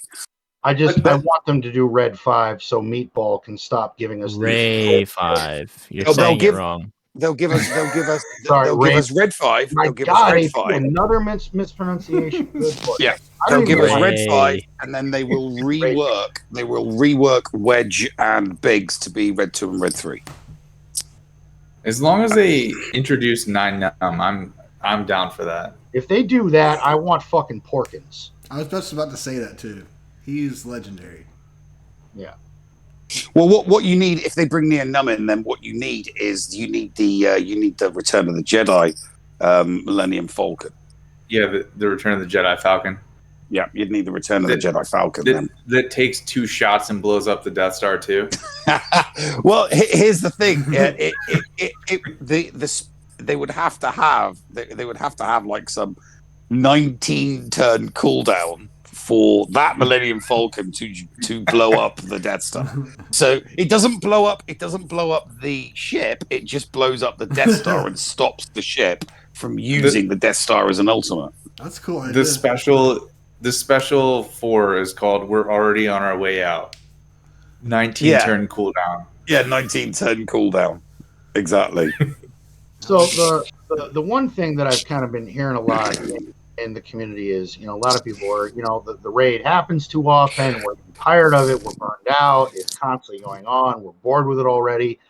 And then the road ahead hit, and there was word of the new raid, and then there was the outrage of, well, wait a minute. What are you doing? You can't do that. I just put all this shit into this raid. So, I mean, it's like you can't have it both ways. But again, do we think that are these raids going to overlap? Like CG is going to give guilds a choice, or this raid is going to hit and the Crate Dragon raid goes away? No, they'll run. They're going to run concurrently because that's the way they make more money. Yes. Don't forget who runs CG. It's the guy that EA put the guy in charge of CG that they had running FIFA for EA, and that game was so egregious and predatory with its microtransactions that it was taken to court by several countries throughout the world. Right, and that occurred while he was running that game, and they saw a way to get him out of that. And it's like, all that lovely money that you made us, and the way you made it for us with FIFA. Well, we'd like you to go and do that with this other game that we've got. Little company with CG, Star Wars Galaxy of Heroes. Go run it and that's it. It's relentless. It's been relentless ever since he took over. Mark Dixon or Dick. I can't remember if it's Dixon or Dickinson or Dickerson. I can't remember. It's Dixon or Dickinson or Dickerson. It's one of those. Dickinson. Yeah. Dick. And he's somebody we've never heard from ever publicly, and he's been running the show. Nothing like Carrie when Carrie was running it. Yeah, I miss it. Yeah, my son had said something about one of the past Madden. He plays a lot of Madden, and I guess it turned into a pay to win if you wanted to. Yeah, like you got the best players, the best cards, the best ratings on your players, and you just couldn't. You can't compete when somebody's entire team or their rating is all above 95. You can't do it.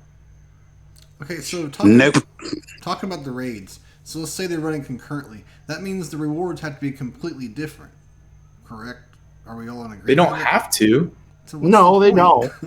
What's the point, I guess? If the rewards aren't better, what is going to give the player base motivation to even engage in this? I'm just trying to pour optimism into this situation. For some reason, it's going to be different. Well, just think of I don't know, what do we call them, events or whatever? Every day they rotate, and there's every Wednesday it's the same events, every Tuesday, Monday. And so, the challenges. Yeah. And they give you one gives attack gear, one gives tank gear, stuff like that. So it's going to be similar to that, where it's this one gives you currency that you can use for gear in this store, but maybe this gives you something completely different that helps you in another part of the game. Does that make sense? I think the idea of the new raid system is that you pick one raid to run, and that you don't have to sim raids or run multiple raids.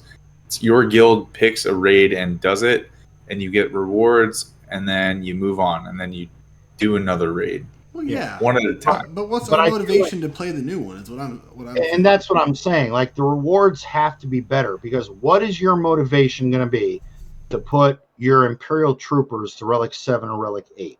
What is your motivation going to be to put your Ewoks to Relic 7 or Relic 8? It doesn't, the rewards have to be better if CG wants people to engage in this. As someone who doesn't spend money on the game, I'm not going to put any resources into it until I know what the rewards are and if it's going to be worth my investment. Period. Yeah. Which is going to be 6 months knowing CG and their level of communication, So there's a bunch of people in chat thinking that MK3 will be removed from crate and moved over to the new one. That makes no sense. No, that's not gonna happen. No, that won't. No. That would like stonewall new like early and mid game players too much. They won't do that. Big Deal says they literally said that. Where I don't think that's true. I also agree. Jack says we read the road ahead that described this. I think All right, I think this is pull up the road ahead. this is the part where you fell asleep, you guys. Because obviously I dozed during the show and can't pronounce shit. So I mean, pull that up so we can if get a someone wants to- confirmation on this. I'm yeah, trying to put it in find the Discord and show us. But I don't buy that till I see it. That just seems too destructive. Hold on, I'm trying to find And- it. Like there would have been a community shitstorm if that had occurred. I agree. I think Reddit would have burned down the SWGOH server. Do people actually still use the Reddit? I go over there for entertainment sometimes. Yeah, just to see some of the comments because some of them are very entertaining. Where do you find Like it? you get to the point where you read some of them and you're like, why do you even still play? Obviously, all this game does is anger you. Like, why are you still here? Because it's like getting beat by my hot girlfriend, but she's hot, so I'm gonna stay around for a little bit longer. That one hit close to home. Yeah. I don't get beat by not by my current one. My ex has always beat me up. Hey, well, now your girlfriend's like, what do you mean she was hot? Yeah, right? Now What are you're you talking about? She You're hot in as deep me? trouble, man. You guys fucked me. Thanks a lot. I don't even want to get. We have to keep this going until she goes to sleep now. Mhm. I'm not getting In the off. words of Obi-Wan Kenobi, you have done this to yourself. Yeah. Oh, no, her go-go gadget radar went off. Like, the fuck you talking about? What do you mean she's hot? She's fine. She's an exotic dancer. I used to have to watch her dance on guys. I was a DJ. That's how I met her. She was a dancer and I was a DJ. I'm going to pretend it's 420, guys. I always pretend it's 420. It's always 420 for me, my friend. All right, so here it is. Do you guys see anything? I'm going through here on the browser. We got to put this topic to bed, like this whole gear thing. Like, no, this is. You guys talk for a while. I'll try to figure it out. You want me to do some thrift shopping while you figure this out? Yeah, let's do the Tell 'em to thrift pull shop. it up. Do your thrift shopping bit. Thrift shopping Okay. bit? Yeah, every show Avant is very good at gear economy, and every week he has a segment called Thrift Shopping with Avant, where he Oh, all right. Okay, that sounds kind of cool. we go through a various store in the game, and he kind of gives mid to later early game players some incentive on where should you spend your shit. Okay, so this week's thrift shopping is based on Conquest, and I have a couple tips for how to maximize Conquest energy and currency. The people call them the burritos, the things you earn when you beat nodes in Conquest. So, number one tip in Conquest, let's classify everyone into three categories. You're either going to red crate, you're either going to gold crate, or you're going to do neither of those two. So if you're going to red crate, then your currency is going to be spent differently than if you gold crate or if you do neither of those two. So if you red crate, you're going to spend most of your currency in the Java nodes. And the best thing for you to buy is going to be signal data and maybe some Java scavenger pieces. But I feel like the signal data is probably the best value. Are the deals the same across blue and green? That I don't know. I don't know the conversion rate on those. I'd have to look at that. But if you're gearing characters and increasing relic levels, you're going to need those.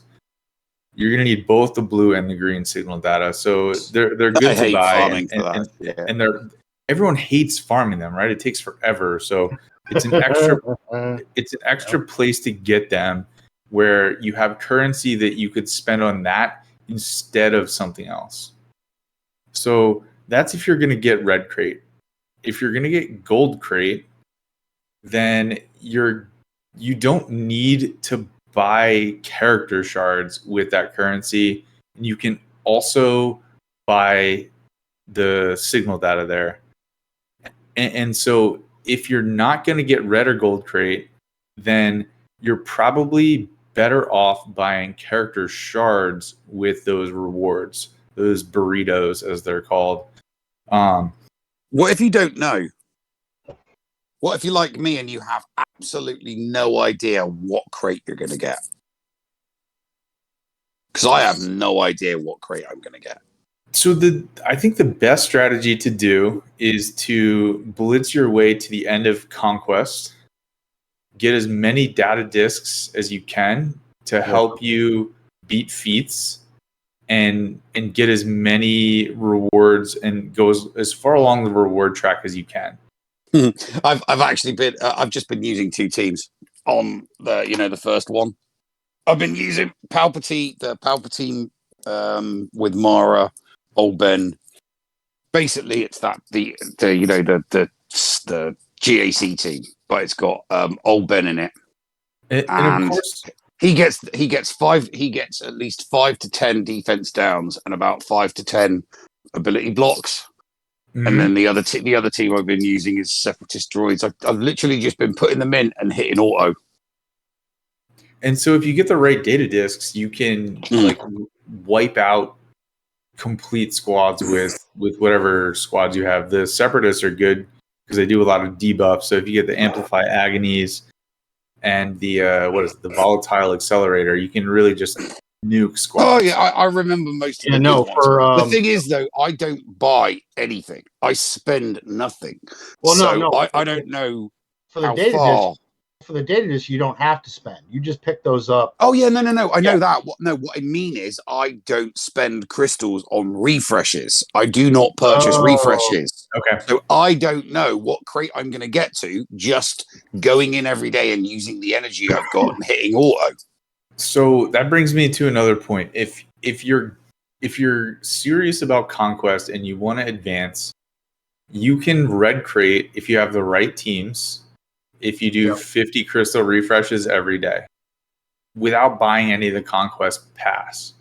I've never bought a Conquest Pass before, and I've always got the red crate. And you can do that with just 50 crystal refreshes. If you're impatient and you want to do the 100 crystal refreshes, that's fine. It's not as smart from an economic standpoint, but you can do it. But I don't have the time. I don't have the and that, and you really have to plan it out. Like what Avant, I totally agree with Avant. If you just do the 50 crystal refreshes, you have to know what the feats are. You have to know what teams you're going to use, and you really you have to hit certain thresholds and certain numbers of certain feats and things you want to do each day. You have to start on the 40 feet or the 40 battle feats right away, which is super annoying, but you have to do it, or you have to spend more crystals, or you have to spend money. So it's up to you. If you want a red crate, you can do it that way or not. Yeah. But so basically, if you're gonna red or gold crate, you can use all your currency on signal data or Gear 12 plus pieces. Those are probably the two best buys. I think the signal data is the best buy. If you're not going to do that, then you need to use your burritos on character shards, because that's going to be more efficient than if you try to grind out characters through Proving Grounds, because Proving Grounds is just going to steal your crystals. It's a complete ripoff. It is. Unless CG fixes the current system as it is. Proving Grounds is just absolute shit. But what you need to do is you have to grind it out. You have to grind Conquest, and you have to try to get as many feats as you can. The best thing you can do is get through sectors 1 through 5 as fast as you can and get as many discs as possible. and then go back and tackle some of the feats. And I'll jump ahead here. One of the questions in the like viewer question tab this week was, when should you go from easy to normal to hard mode? And when is it worth it? As soon as you can do hard mode, go to hard mode, because the first box in hard mode is better than normal mode. Even if the game mode is not fun, the rewards are better, and you should do that literally as soon as you can, which is 4.0 million, right? So as soon as you get to 4 million, go straight to hard mode and just start getting rewards, and then you can grind your way through it as you progress your roster. And also for the viewers out there, in the conquest section of our Discord, I did post a video of me in game. I know not everybody may have Bad Batch, but for a team that is debuff heavy, the data disc set that I'm running is 1 Ruthless Offense, three Amplify Agony cards, 1 Ruthless Swiftness, Caustic Emissions, and Volatile Accelerator. And basically the video is Echo does his mass debuff. The other Bad Batch clone throws his stun grenade and everybody dies. And that's it. That's the end of the battle. And it's over. So for that feat of win this many battles with clones, it's over in seconds. Now, that setup may prove some problems if you're trying to get, like, if you got to get 40 kills with this faction, or for that may be a little bit different, especially if they die by dots. But again, a disc setup like that, you will march through Conquest even with a lower roster. You will just literally march through it. And I'll end thrift shopping with one final point on Conquest. So if you're willing to grind Conquest, the best way to get ahead for the next Conquest. So Conquest ends on a Monday. So you can do 350 crystal refreshes per day. When Monday rolls around and you've finished everything you need to do, get your crystals to 69. And then you can do 2 refreshes and max your Conquest energy to 309. And then when the next Conquest starts, it'll open and you'll have 309 instead of 144.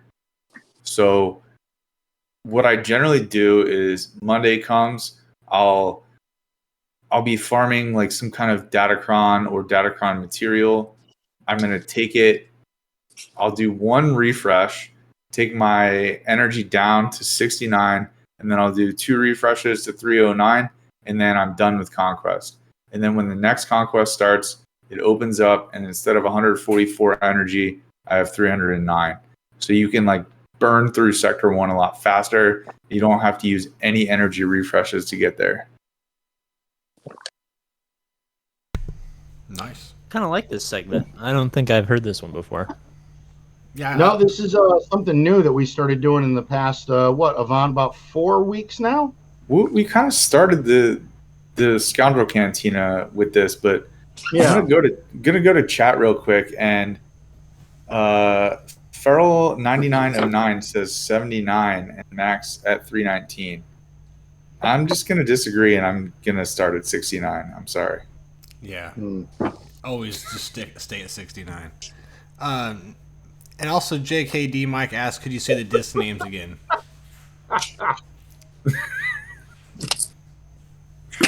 I must have missed the joke. I must have missed it. No, I caught it. I caught it. Bones, you sick fuck. The data disk names are Amplify Agony ×2, and I think the other one is Volatile Accelerator. No, Volatile Accelerator, that's a must. Amplify Agony is a must. At least 2. I would recommend 3, but yeah, so 2 will work. 2 will work. If you have 1 Volatile Accelerator and you have 2 Amplify Agonies, you will just melt squads, because the Volatile Accelerator deals, every time you deal damage, you put on damage over time, and the Amplify Agony, for every debuff you deal, you do percent health damage. So as long as you're not facing a Kylo Ren Unmasked squad, you will just kill everyone. Yeah, 2 of my Amplify Agonies are green. 1 of them is blue. And I have the blue Volatile Accelerator, and you literally just steamroll everything. Like teams that I thought the Wookiee feat was going to be a little difficult. I mean, I have Wookiees and relics, but the team doesn't really like my Tarful is shit, so I didn't know if it was going to work out that well. But that first treasure node at the end of Sector 1 with Bad Batch, with that disc set up, yeah, Wookiees, that's not even a problem. Yeah, and then if you need to, you can put caustic emissions in because you'll spam debuffs onto the team, and it will just do more and more damage. All right, is that it? Is that it? Yeah, go ahead, Bones. You're up. I Bob's got some. No, I'm just saying we were talking about the raid currency in the new one and moving MK3. So the chat helped me find it. It's in the road ahead of February 2023, and you go down to the middle of it, and it's saying it's talking about because this is talking about introducing the crate raid. This is before it came out. It says this special raid currency can only be earned from the featured raid, in parentheses the latest raid released. So everyone's thinking that they're fucker. Yeah. So that's AP. What do you think on that? Can you read that to me again? Yeah. So when they say special raid currency at MK3, it says this special raid currency can only be earned from the featured raid, and then in parentheses it says the latest raid released. All right. There's 2 ways to interpret this. The first way to interpret that is they mean by the featured raid and the newest raid to be released, they mean the crate raid, and only the crate raid, as in not the Sith raid and not the tank raid and not the Rancor raid. I would imagine even if they did mean that they're going to take it away from the crate raid when they bring out the Endor raid, which they probably hadn't even planned at that point, there's no way they actually do that. That's a non-starter for them. There would be an unbelievable outrage. Like biblical. We're talking like the seas boil, skies fall, frogs cats everywhere. and dogs living together. Yeah, living together. Mass hysteria. To be fair, I don't even really think I still think there's a good chance that they just get rid of the crate raid entirely. Really? Like, what makes you think that? I don't know. They like to do stupid shit. Dude, like he said earlier, the data I crop. was expecting some I was expecting some really good answer, and no, they just do stupid shit. But you know what? I think I like that answer more. I agree. You have to understand that people who like to monetize the part of these games, they think we're stupid, and a lot of us are. But I don't think they think you're stupid. I've talked to a lot of them, and you don't think it's so? not that they think you're. It's not that they think you're stupid. It's just that they know they can get your money from you. And in strategic ways, though, right? Like they have these ways of you subconsciously giving your money because I'm sure they study psychology in ways of how to get your money. I mean, casinos do it and everything. So I don't know. That's my theory. I don't know that, but that's just what I think. I love theories also, so I just create them in my head all the time. That could not be going on at all. Do we think that if they do, let's just say hypothetically, they do that, and the featured raid is where you get that currency. Is this a way that CG is trying to promote roster depth? I mean, they've been promoting roster depth for like 5 years because the deeper your roster, the more money you spend. Yeah. I mean, that's why everything is a lifter. Yeah, and that's part of the psychology of spending. Like, hey, we're going to throw this at you. Hope you have this geared up. You know when they have like the FAQs after they release things like this? I wish it contained something that was useful. Those are so fucking useless. I wish there was something like this. I read 1 or 2 of those Q&As and I went, wait a minute, these are not real questions. There's no That was the greatest meme ever, though. To be fair. Who's asking these questions? The Q&As were the Q&As were great for content. They were great for content because we would just bitch and whine and moan, and the Q&As would come up, and it would be like Terry Wogan knowing who was going to vote for who in the Eurovision Song Contest. We knew what questions were going to be asked and All right, were that going was to be a answered deep dive, and you're talking to a before lot the of Q&A. Americans. What? Oh yeah, okay, sorry. There's a you've heard of the Eurovision Song Contest, right? I've heard of Eurovision. I didn't know it was Yeah. a song contest. Yeah, Eurovision is a song contest. It's all of the countries in Europe, all right? They all put forward a group or a singer, and then the countries vote for each other. And there was a TV presenter in England called Terry Wogan, and he'd been doing the show that long. He knew which country was going to vote for which other country, regardless of how good things were. It didn't matter. So is it like England would never vote for France? No, actually, England, France, and Germany would usually vote for each other. It was interesting. Tangent alert. Where's the tangent alert when you need one? I figured you'd go on more, Nev. I'm surprised. I was expecting a bunch from you today. Life is always better when you're tangential. Yes. Indeed. All right, so we had that. So what else was in the road ahead? So we had Torn Meniscus, we had GL Leia, we had the new raid. We talked about Conquest. You know what? Damn, we actually just about covered everything. We can either, and before we go to viewer questions, what's everybody doing in the game? Is there a quality of life you'd like to see? Is there something that the road ahead didn't do that you would have liked to have seen? Like, where are you in the game? What are you farming? What are you doing? Hey, what are you working? What's everybody working on? Real quick though, I thought we were gonna predict who we thought the next. Oh shit, that's right. I had a hot take on it. Yep, my bad. Thank you, Bob. So, all right, we'll skip that last topic because that was off the cuff and it was stupid. Thanks a lot, Logan. That sucked, man. Leia GL requirements. We got the first set. Wasn't a shock, other than Princess fucking Care Bear knee slapper. I think we all knew that Captain Rex was going to be there. Which, by the way, I have not been disappointed with that tune at all. I mean, that, in my opinion, that dude brought all the mispronounced Phoenix back on the map. Mm-hmm. That I richly do. In fact, I think that's going to be a new thing on the show. I think I'm just going to mispronounce their names on purpose. Old man says things wrong.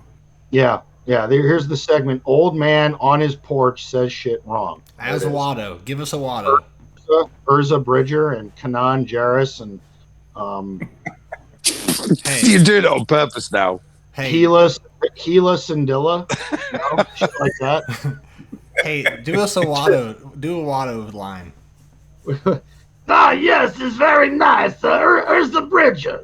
Nubian. Yes, we have lots of that. I love that one. Good job. I like Nubians. I'm betting heavily on Sebulba. So, that being said, what do we think the next set of requirements are going to be? I'm going to throw out two tunes that I think are guaranteed to be in the requirements, and I want to know what you guys think. Lobot, Ugnaught. Relic 7, both of them, all fucking day. Lobot, I think it's one of the two. What the? I think it's Lobot. I think Ugnaught would be a little bit of a stretch. Shit if I mispronounce. Lobot would be the sensible choice because people have been relicking Lobot for the new territory battle, haven't they?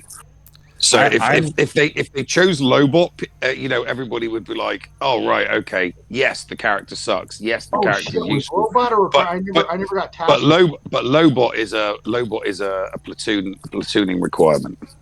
As a current Relic 5 Lobot owner, but is Lobot. Why couldn't it be both though? Why couldn't it be both? I just don't think they will because they're going to run out of characters.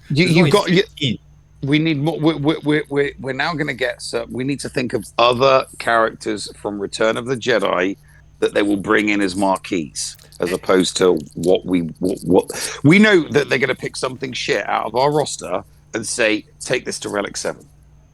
That's inevitable. The But I feel question like is, what is going to be a marquee cut that comes to the game? But I feel like there's only going to be one more, because if you look at Java, it was Chrysanthemum, Skiffguard, Bougie, Leia. Those are the three. Yeah. Leia, I feel like it's going to follow the same cadence of three. We have Captain Rex, Princess Knee Slapper, and now Carl Drogo. So traditionally, there's 3 marquees per GL, right? It seems Yes. that way, yes. So 3 or 4. They have had 3 already. Which Yeah, I 3? don't think there's going to be any new Rex. marquees. Rex, Kneesa, and Drogon. Yeah. Drogon. Whatever the We fuck haven't he had is. Drogon, but they announced Drogon, so Drogon is coming. Right. Okay. Then that would be the 3 then. So it is. You know. So what's Who left? cares? You know, she's going to be good with Rebels. I'm going to go for it just for the sake of it. To be honest, just for shits and giggles. I would like it if they brought Nine Numb or Scout Trooper. Both of those characters would be enjoyable, and I would like both of those characters. I do feel like the troopers need something to kind of. Well, they've been teasing the Scout Troopers since Gideon came out, right? I don't think they've been teasing Scout Trooper. I think we saw one logo of a Scout Trooper's face on Gideon's unique, and then we thought they were teasing it for like a whole 5 years. Like, what have they actually done to tease it? Well, it is in game. I mean, the Scout Trooper is in. Yeah, it's a UPC. Yeah, but there's also Crosshair in game. And Kalo Nord from Knights of the Old Republic, who I would love to have in the fun. It's Calo Nord. God, old man. This is my Kalo favorite Nord. segment. No, I pronounced that right. They say I played that game. They say Kalo Nord. I didn't mispronounce that. I would say Kalo too. But, And we so can't all be old content creators that bitch about a character for several years like Hondo and then get them for free. Oh, sorry. Was that too soon? That was kind of wild. I do remember Paul for a hot minute though. Every episode, Hondo, and then they got him. He got him, yeah. He got him, and it was an awesome. They did that really.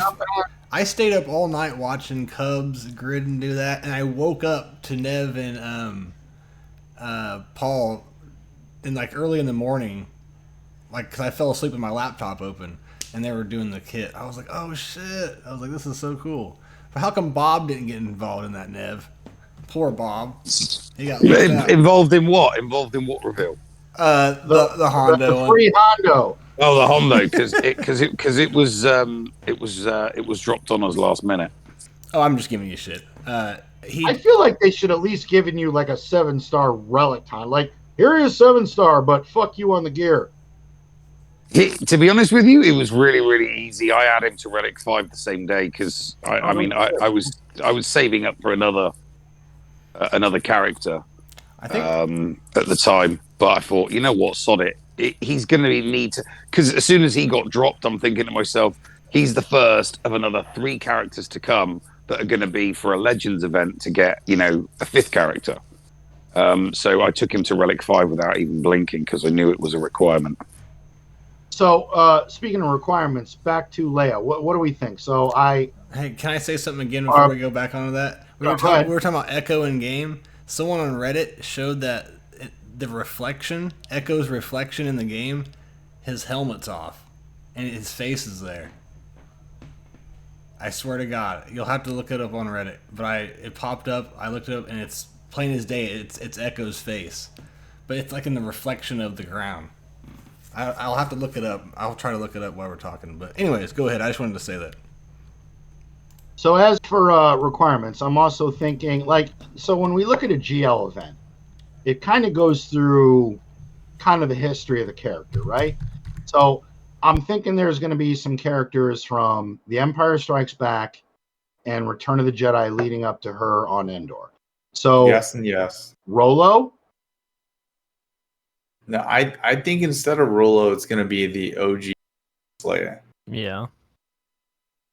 It's going to be Relic 8 Princess Leia. Which I don't have a problem with because I lost a bet and had an Omicron on her. But, I mean, her kit is so outdated. I think 7. I think it'll be Relic 7 and a rework. Yeah, mate. I'll tell you. I'll tell you something now.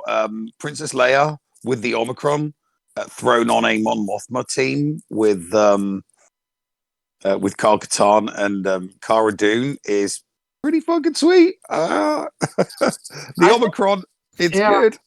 Oh yeah, she's not gonna get a rework. She has a fucking Omicron. I forgot about that.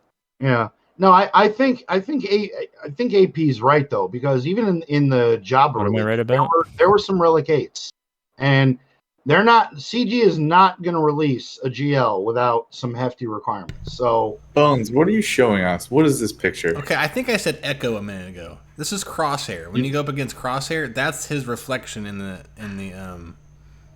ground, and that's What am I looking at? It's whenever you go up against Crosshair in Conquest. Yeah, but what is it? What's the interpretation? I feel like I'm trying to interpret art. There's nothing to interpret. Okay, there's Crosshair right there. Do you see him as like so there's his reflection, and he has no helmet on. So I feel like that's just CG's shitty graphics. Yeah, no, that's not a helmet. That's his face. He's bald too. I think people are reading into that too much. Yeah, like fucking vampire and has no reflection. Like I don't know what the conspiracy theories. No, there's no conspiracy there. I can see his nose. I can see a mouth. He's upside down. It's a reflection. I don't feel like that's. I'm gonna be honest. I was with you until I started looking, and I do think that might just be his helmet. That's not his helmet. Damn, this is what's that thing on the meme like with the color of the dress? Oh yeah, because it doesn't stick. You're right. I don't think it sticks out far enough to be a helmet. I'm back on your side. And like I said, probably from your guys' point of view, I can see it better, and I can't zoom in anymore. But yeah, look it up. Going on Reddit. I don't think I've been on fucking Reddit in years. Nah, I'm not buying that. Okay. Also, what did you say about Malicos when he was leaked? And I came up with a animation of him, and a week later.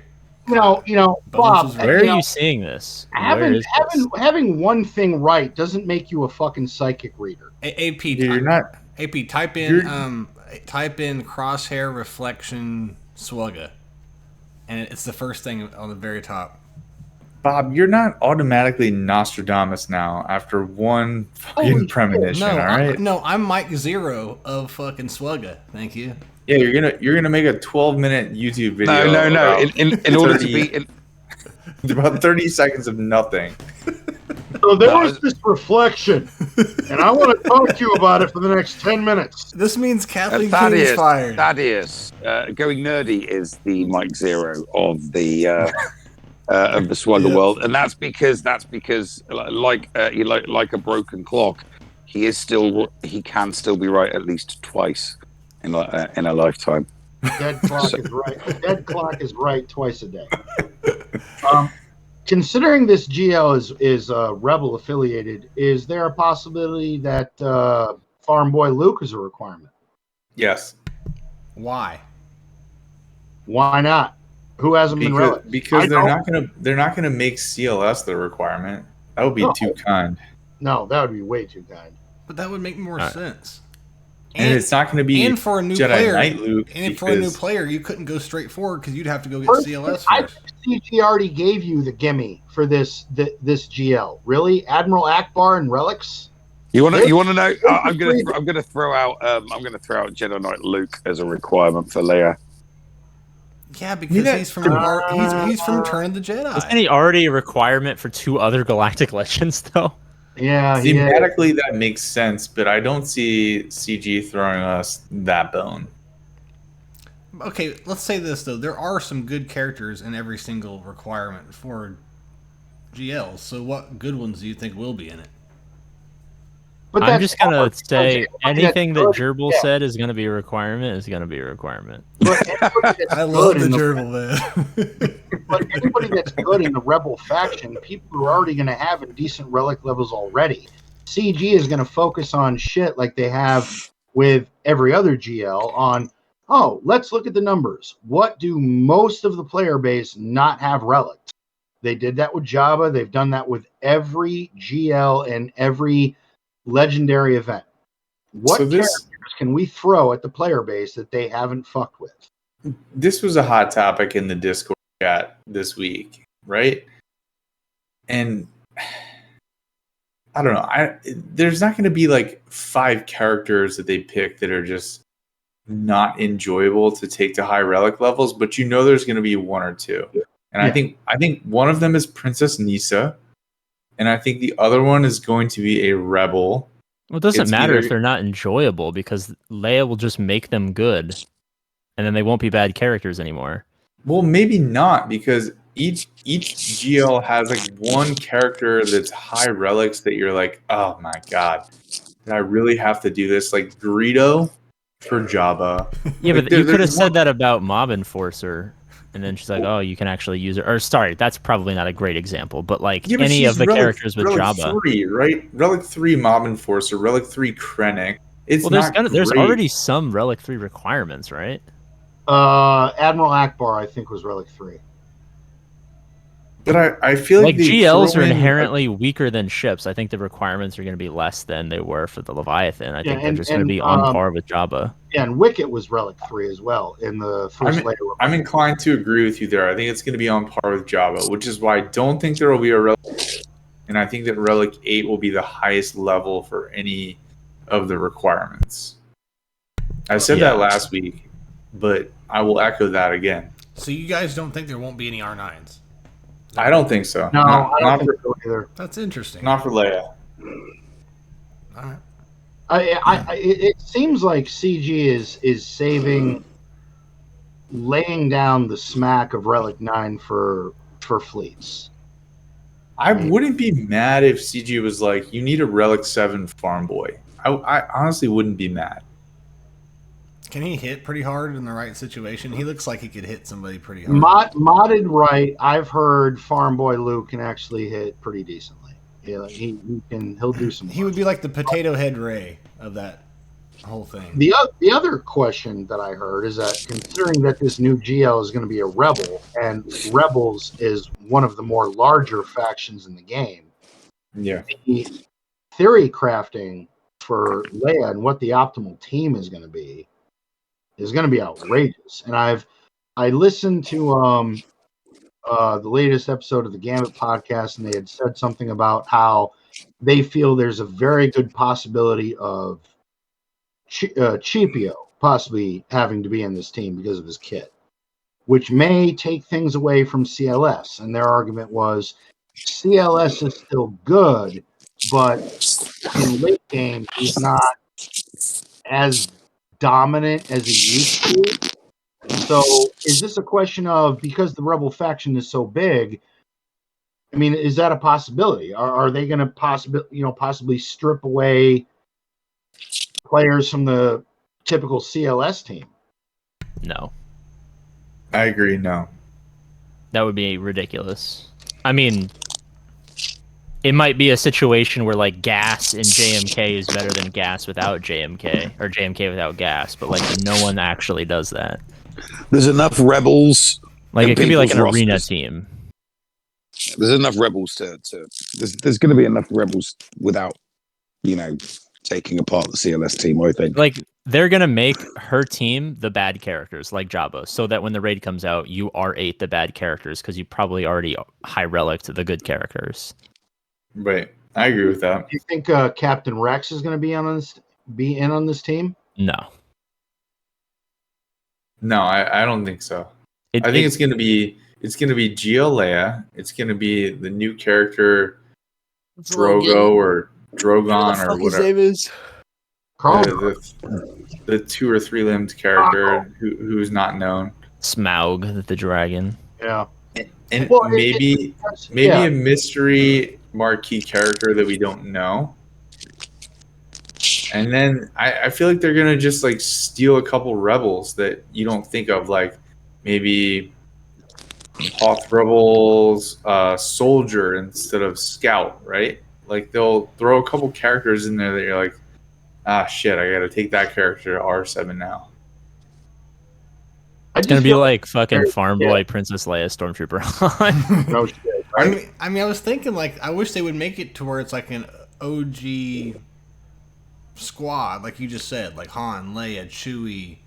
You know what I mean? Stormtrooper Han, or like I would kind of appreciate like the OG trilogy reference there, to be honest. Yeah. I don't know. It'll be interesting, but It just makes me think, because with Jabba, all the 3 characters that came out are now essential to his team: Chrysanthemum, Skiffguard, Bougie, Leia. They are mainstays of his team. Yeah. We got the first marquee for Leia, Captain Rex. We don't think he's going to go there. Princess Knee Slapper. I mean, we don't know. May go there, probably not. That's probably a No. pusher for Ewoks. Now we've got Ivan Drago, and we don't know what he's going to do, but it's leaving a lot of room for the Rebel faction, because all 3 of the marquees for Jabba were required for his team to function properly. Now we're getting Leia. We've already decided that the first 2 characters are not going to be needed for his team, so this Drago character better be fucking outstanding for this team. Or so with a jetpack, man. Yeah, what's going to fill the rest of it out? it's just the jetpack. That's it. Nothing else is getting filled out. Yeah. Well, what's going to fill out the rest of Geo Leia's team? I know. I'm just fucking with you. I don't know. Farm man. Boy, Princess Leia, Stormtrooper Han, fucking Smaug the Dragon, and Princess Leia. Oh, the dragon. Actually, maybe not Han, because he pushes turn meter, and you don't want turn meter on the Princess Leia team. So. And also, he's pretty good, he's good with Sauna too. I feel like that's probably his home. Yeah, chat said that. Yep. Maybe Lando. I was thinking Lando too. Ugh. He doesn't have a R2D2? R2D2 maybe? I don't know. Lobot's the lifter. I would kind of be pissed about that. I don't want to use Lobot. I kind of would. I would like Lobot and Lando to lift Geo Leia. I would want Lobot to be like a droid character or something like that. That's what Only if they touched up Lando's kit, and he was just like extra creepy, like he was in Empire. You don't really need to touch it up. Just like he's already kind of busted. Just give him more damage. Do they Like she increases offense by X amount, and then he nukes everyone with a gigantic AOE. So they released the journal on her, the journey guide on her, and there's a silhouette. Do we know for sure it's indoor Leia? Like for sure. If you look at the art, No, I think it's outdoor Leia. Helmet. She's outdoors. We know that. It's confirmed. She's building a campfire. She's sipping on some REI Leia. I just didn't know if it was like a time period we had never seen, or it was in the comics or something. No, it's maybe. it's definitely Endor Leia from Return of the Jedi. Definitely. Yeah, I mean the raid they is the fucking Endor speed bike chase. Yeah.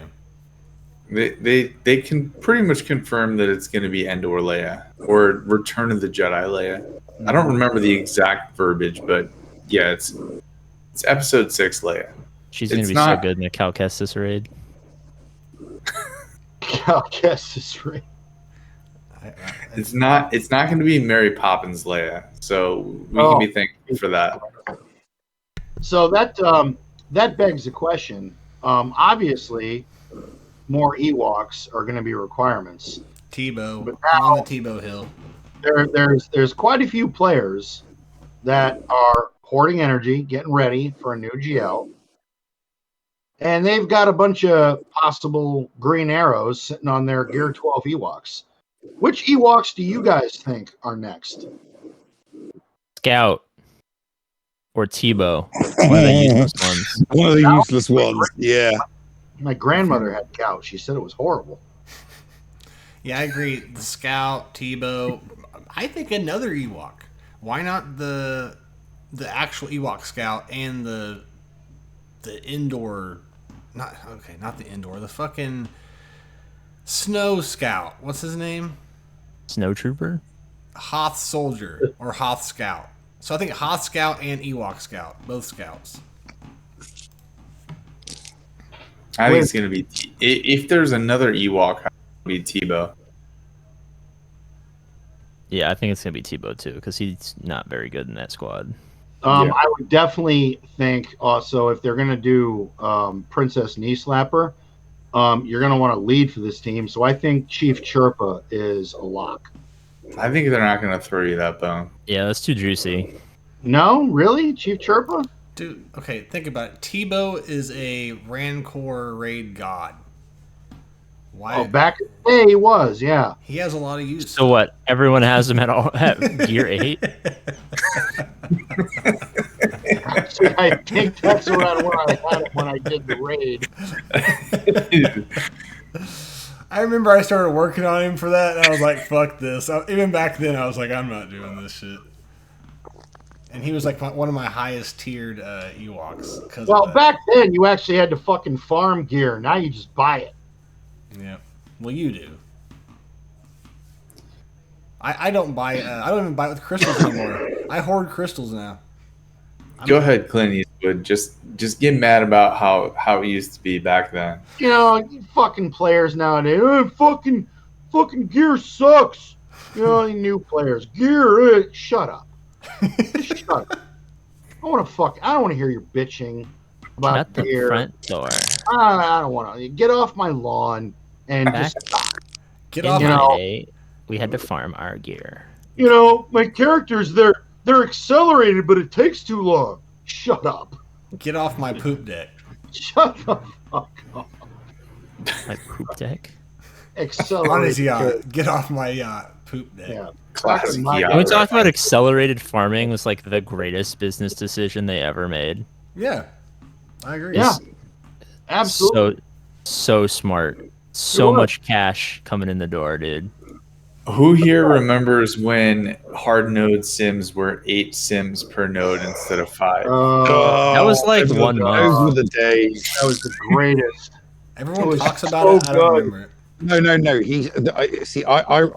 I remember as far back as the period where we had it for 9 months, and Carrie Carrie said when we were talking to her once that she put it on and she just forgot to tell them to turn it off because she played the game as well, so she liked it.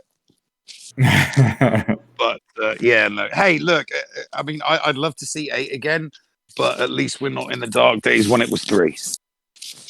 When it was the galaxy of marquees and it was like 35 marquees per year. God, it was ridiculous. Like, remember the day when like, I think it was around the time when Boss came out. We were just hammered that year with just an endless slew of marquee characters. Do you guys remember the Jin Urso tournament? No? Because it was No. it failed. It failed miserably, and they never did it again.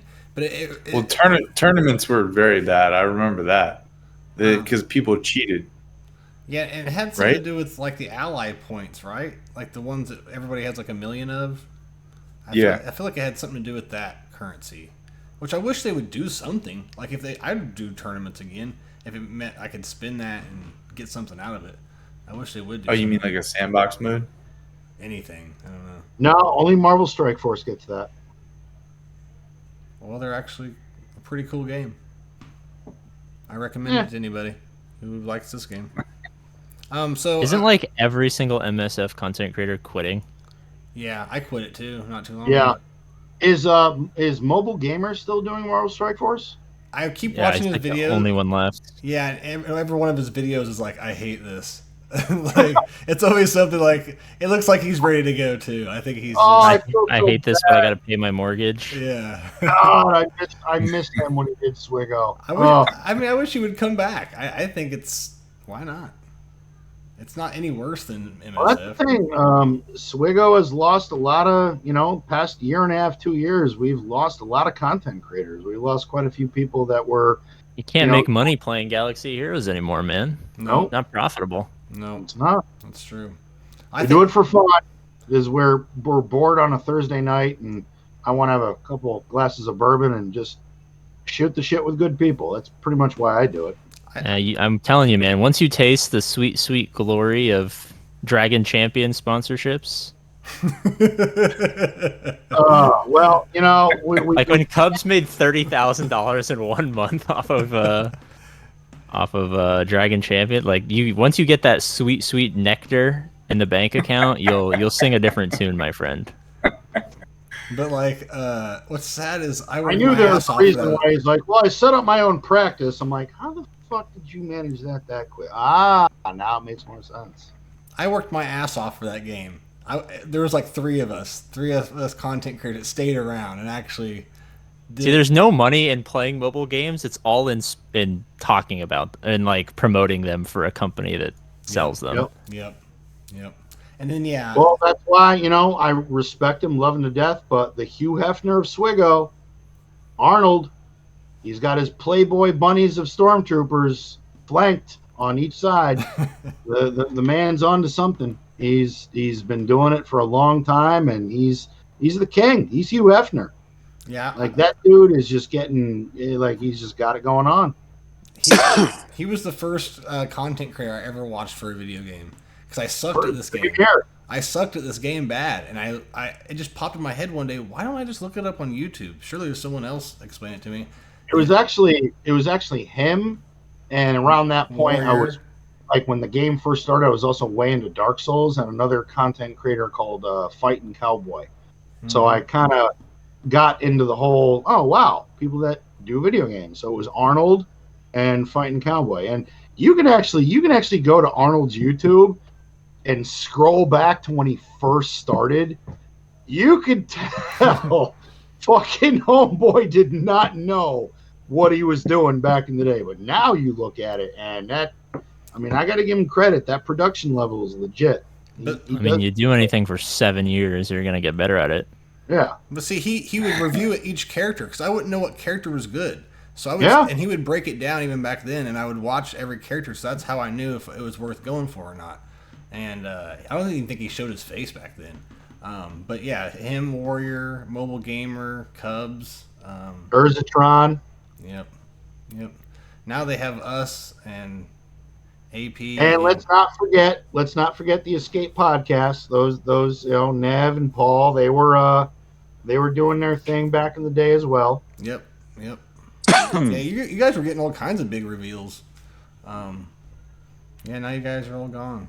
Now you gotta listen to us assholes talk about. Can you talk about that reveal process? Because there's some drama in Heroes of Middle-earth where everyone is flaming the guy they gave the reveal to. Can you talk about what it was like OG getting reviews or getting reveals? Were people hounding you? Because right now it's like a bloodbath. No, nobody hounded us at all.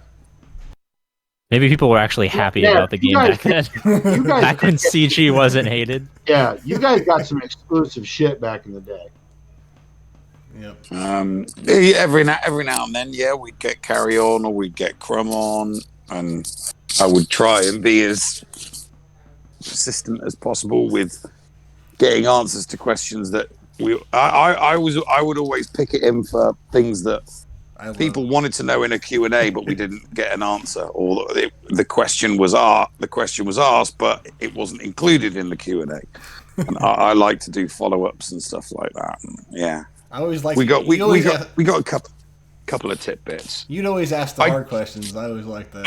I did accurately guess the characters that we needed for the Star Killer I remember that event. I was shocked. Well, I didn't pick 4 names and get 4 names. We knew what the first one was. I gave him 5 character names, and the remaining 3 were in that group of 5. So I was because he spoke to me afterwards, and he was like, that was a really good guess. I had a lot of trouble keeping my cool. That Star Killer reveal was so wild because so when that was happening, there wasn't Easy Conquest yet, so Google Play came to me and they're like, "Hey, you're on the list of approved CG content creators. We're gonna pay you to do a reveal for Gal." I'm like, "You're gonna sponsor me to play Galaxy of Heroes? All right, I do it anyway." So my big reveal was Easy Conquest, and they're like, "Hey, pick someone else, and we'll do the other half of this with whatever, buddy." And they gave me a list of approved people, and I was like, I had just done a video with Grid, so I was like, "Let's do Grid." And like, okay, so and then I talked to him later, and they're like, oh yeah, so what did you end up giving him? Like, oh, we did I think Star Killer reveal. I'm like, you gave me Easy Conquest as the initial point of contact, and then the throwaway like second guy, this fucking Star Killer. I was so mad, dude.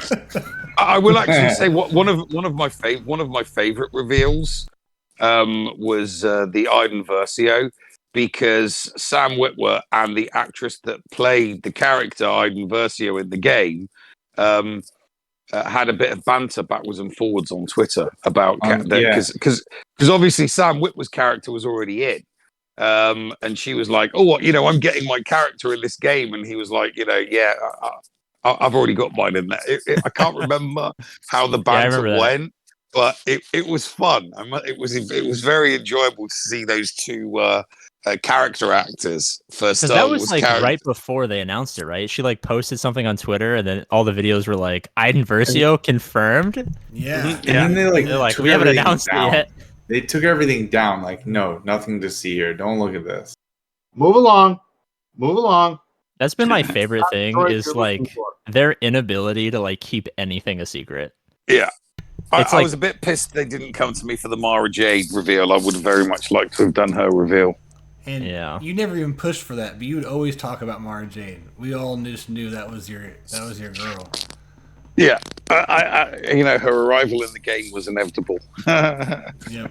There was a classic video with Arnold and Mobile Gamer, and Mobile Gamer was wailing out to finish the Old Republic requirements to get Jedi Knight Revan. Yeah. And Arnold was sitting behind Mobile Gamer, and there's like no production. They're just like sitting in like, it looked like a fucking cubicle.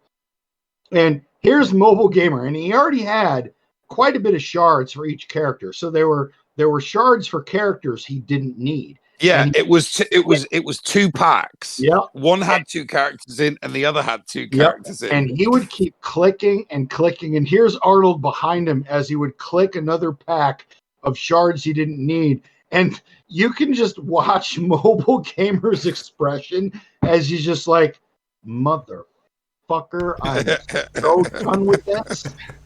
Was that the famous like how expensive is Jedi Knight Revan video, or was that later? Yep. That video, how expensive is Jedi? Yep. That was like the biggest video ever at the time for the game. It was.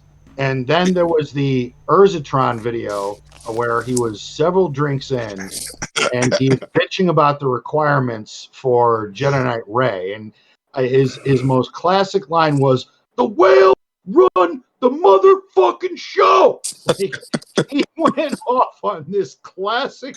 I still watch it from time to time. Because I'm talking to you, Hall. He just went ape shit. I was so sad when he left, man. I don't know why he stepped away. That one was comedy gold. Still, my favorite Urzatron video is the first time that he tried Jawas against Geonosians, and like no one had really tried it yet, and he was just drunk on stream, and he put him in, right? And they stacked up the thermals, and then all of a sudden, boom, boom, boom, pop, pop, yeah. Utini, motherfucker. Utini bomb, bitches. That was the creation of the Utini bomb. Utini bomb, bitches. It was so raw and live. It was so good. So another thing you and Paul did, Nev, was Speed Grand Arena, which I thought was really cool. That was fun. Yeah. So shame we can't ever have another one of those again. Yeah. So like, anything cool you could tell us about that? Because I just thought that was a really neat thing, and I wish they had done it more. No, that was Speed GAC that you guys did. That was That was fun. I mean, the banter on the Discord server was awesome. It was brilliant. It was a lot of fun, because obviously you've got all the content creators that had teams. Then you had me and Paul, the commentary team, and obviously you had Doja and Crumb in there as well, along with all the devs. And that's where the banter between the content creators and the and the devs. It was awesome. It was brilliant. It was a lot of fun. So lots of funny conversations. So Nev, was it your idea? Did you bring it to them, or did they just come to you guys and pick you guys to be the ones to take care of the whole thing? Well, I think it started off as a conversation with me and Crumb and Paul after we'd done an interview with him, and obviously at the time it was like, sworn to secrecy. It's just an idea, and obviously we did because the Crumb had seen us doing GA Center. And he'd also seen us do some of the fight nights. So he approached me and Paul and said, we're going to do this. We're thinking of doing this. We're like, well, if you want, we'll do the commentary team as if it was like a fight night thing, and we'll do all of the overlays. Just give us some graphics. We'll get that all squared away and set up. And Crumb was like, oh yeah, glad you suggested that. We did, because they didn't have any idea what they were going to do at the time. So we did that, and then the teams got picked, but then the names of the teams got released drip fed. And the reason for that was because they didn't know how many dev teams that they were going to have. Because as you can imagine, the dev team has work commitments. So, only a certain amount of people could actually get the time off to be able to do it. So that then increased the number. There was 3 dev teams and 5 content creator teams. But when we had the video meeting to discuss how they could all access the accounts, and everybody used, but basically I can't remember whose account it was, but everybody unanimously decided that the best account in the game was the one that was going to be used. So what they did was everybody gave the dev the ally code for the account.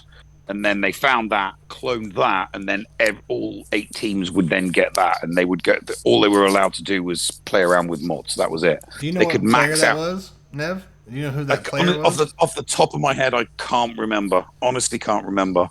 It was done. They said, "Do you want us to use one, or do you want to pick one that gets cloned?" And a couple of the top players were like, well, because Loki was there. Loki was involved in it as well. I think Loki first suggested, oh, well, this account's like one of the best out there. And it's got the best mods. And because Loki knows his mods, everybody agreed with his judgment. And that was how they did it. But it was just everybody started accessing the accounts on this one-off server, and everyone was just having so much fun with it. That's cool. Playing around with the mods, getting all of the squads and the teams ready, because this was before datacons. It was before datacons. So yeah, and every single character was Relic 9 maxed. Everything was maxed. So everybody started on elite, everyone started on level footing in the tournament. So it really was skill based, because everybody was given the exact same tools. And yeah, it was what you saw, and what was we tried to do everything live. And then we would do the switching backwards and forwards on Zoom. So we would cut between the various different matches, while everybody was simultaneously streaming on their channels. So everybody was streaming on 4 separate channels, and we had to manage all 4 of those channels, and we would cut between the 4 channels. How Doja called the shots. Oh, let's go and do some commentary on this match, or on this match, or on that. And we just cut backwards and forwards, and then we put it all together, and they absolutely freaking loved it. I think the only weird thing that happened was the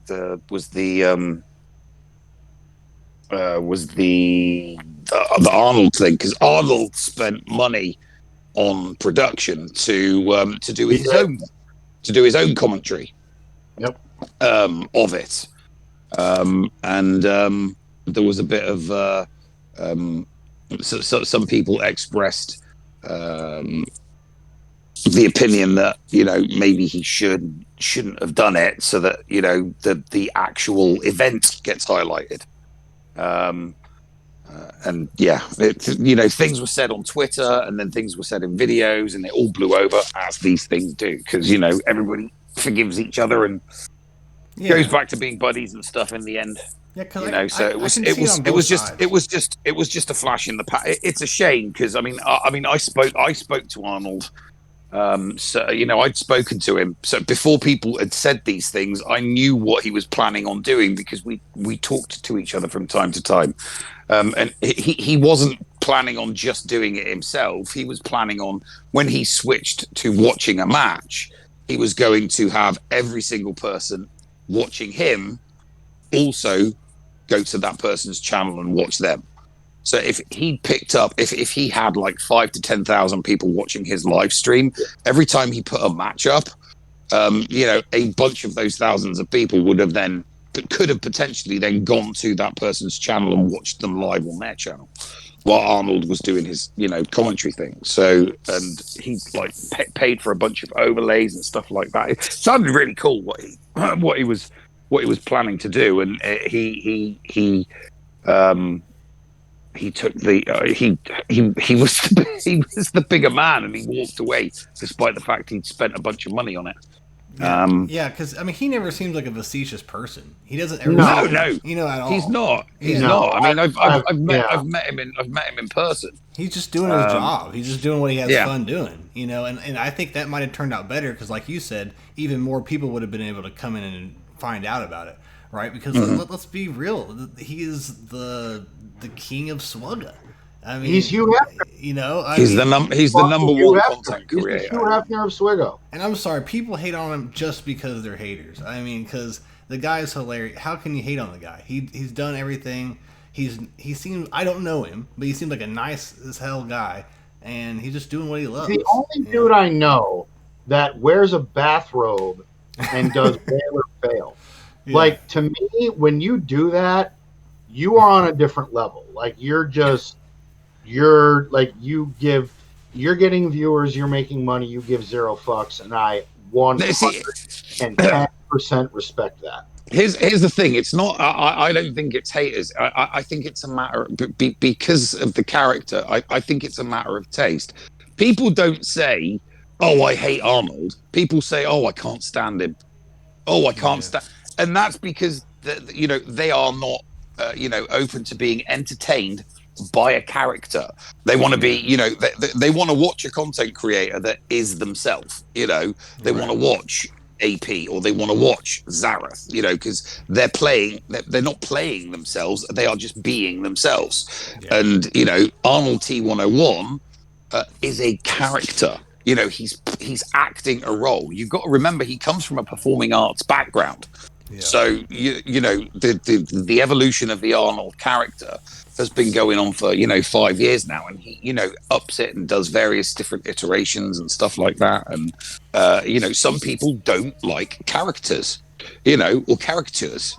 Some people don't like them. Some people can't stand the Dr. Disrespect character. There's lots of different characters, and some. Well, that's what he is. I mean, he tells me all the time he based his entire persona on Dr. Disrespect. Dr. Disrespect, he is a character.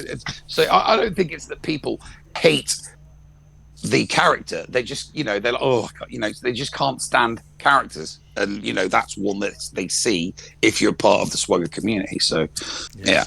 So what's your Arnold AP? What's your take on that? I personally, all of us here, we respect the shit out of the guy. I mean, he puts out a good product. He's entertaining. He's informative. What's your take on all that? I mean, it's like he's like JP Morgan. He's too big to fail. If you try to mess with him, you're gonna go out of business. Dude lives the creator thing. Just up the road from me as well. YouTube channels ended because they decided to publicly not be friends with him. It's like, why would you ever do that? If this is a business and like I'm going to tell you right now, most content creators are like, oh, I'm trying to, grow my subscribers and grow my stream and all that stuff. It's equivalent to dissing Eminem. Pretty much. Well, I don't even know that. I have always said, and I'm by no means am I trying to kiss a man's ass, but I have said that my dream guest one day would be Arnold. That, like, for me, that would be like, I think I would actually kind of have like a fanboy moment. I'm not gonna lie. Yeah. The amount of people that like message me saying like, "Hey, can you introduce me to Arnold?" is like, yeah, I know. I'm one of those assholes, AP. I've been one of those guys. Yeah, I kind of try to help you, get you to help me recruit. Yeah, I threw my name in the hat and didn't really like. Yeah, we actually got Arnold T101 as a live guest on GA Center season 1, which we didn't have. We barely advertised it at all. We thought, oh, this would be a fun surprise.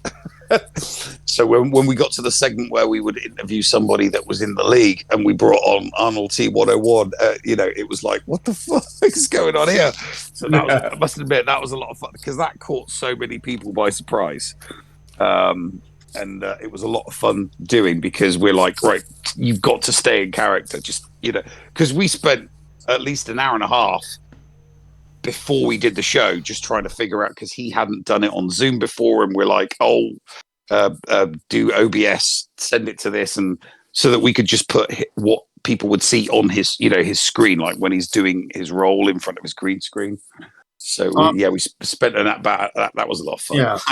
Somebody in chat just asked, why not go for the other GOAT, which is Heinze. I've actually been in contact. I've Ranger.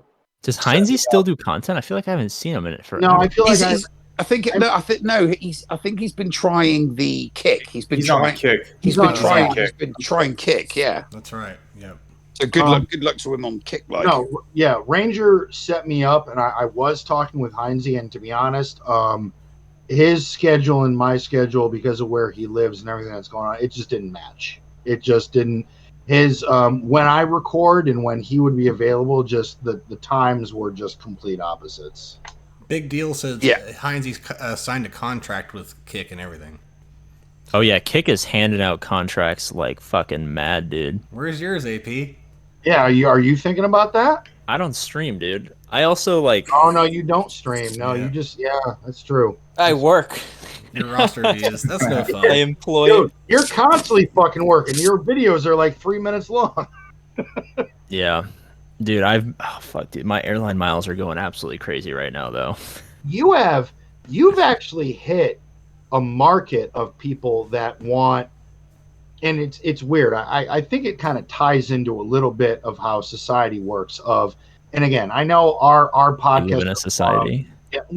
Our podcasts are long. We have a viewership, but you get a lot of views because I don't want to say it's because of shorter attention spans, but some people don't have the time to listen to a 3-hour podcast, whereas you're putting out information in very quick segments, and people can catch that like on a break, or if they're running to the store to get milk or whatever it is that they're doing. And I feel like you've really hit on something with that. Where are you doing shorts, AP? Are you doing I think you're totally mischaracterizing.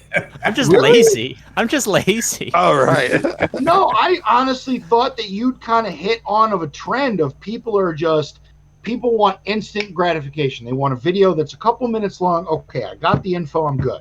No, he's not wrong. I kind of agree. That's why you're like the only one I watch. Because everyone else's is too long. I mean, all right. To be fair, long videos are kind of hard to watch unless it's like something you're incredibly interested in. I don't talk about this very frequently, but one of my little side gigs is mostly non-Galaxy of Heroes, but other YouTubers will come to me and they'll pay me a fee, and I'll like help them monetize their content much better because it's just something that I've been good at. What do you charge? Don't worry about it. That means not that much, dude. It's much less than I charge my clients in my profession. Like, it's much less than work. But But like people just put out like super long videos, and if it's not something like long videos only work if it's specifically something that people want to be educated on. Like if you put out a video on like I don't know, the fucking stock market. How to whittle a bow. Yeah, like something where people are gonna seriously like go into it knowing that they're gonna spend a lot of time. You know, like you're the anti-Mike Zero. I don't know. Who talks about nothing for 30 seconds but stretches it into a 12-minute video. Yeah. I mean, I talk about nothing for 8 minutes and 1 second, so I can hit my mid-roll ad. Thank you very much. But it's just like there's nothing to talk about. You know what I mean? It's like I don't like if there was enough to talk about, I would post like a 45-minute video if I thought that I could talk about new, interesting, unique points.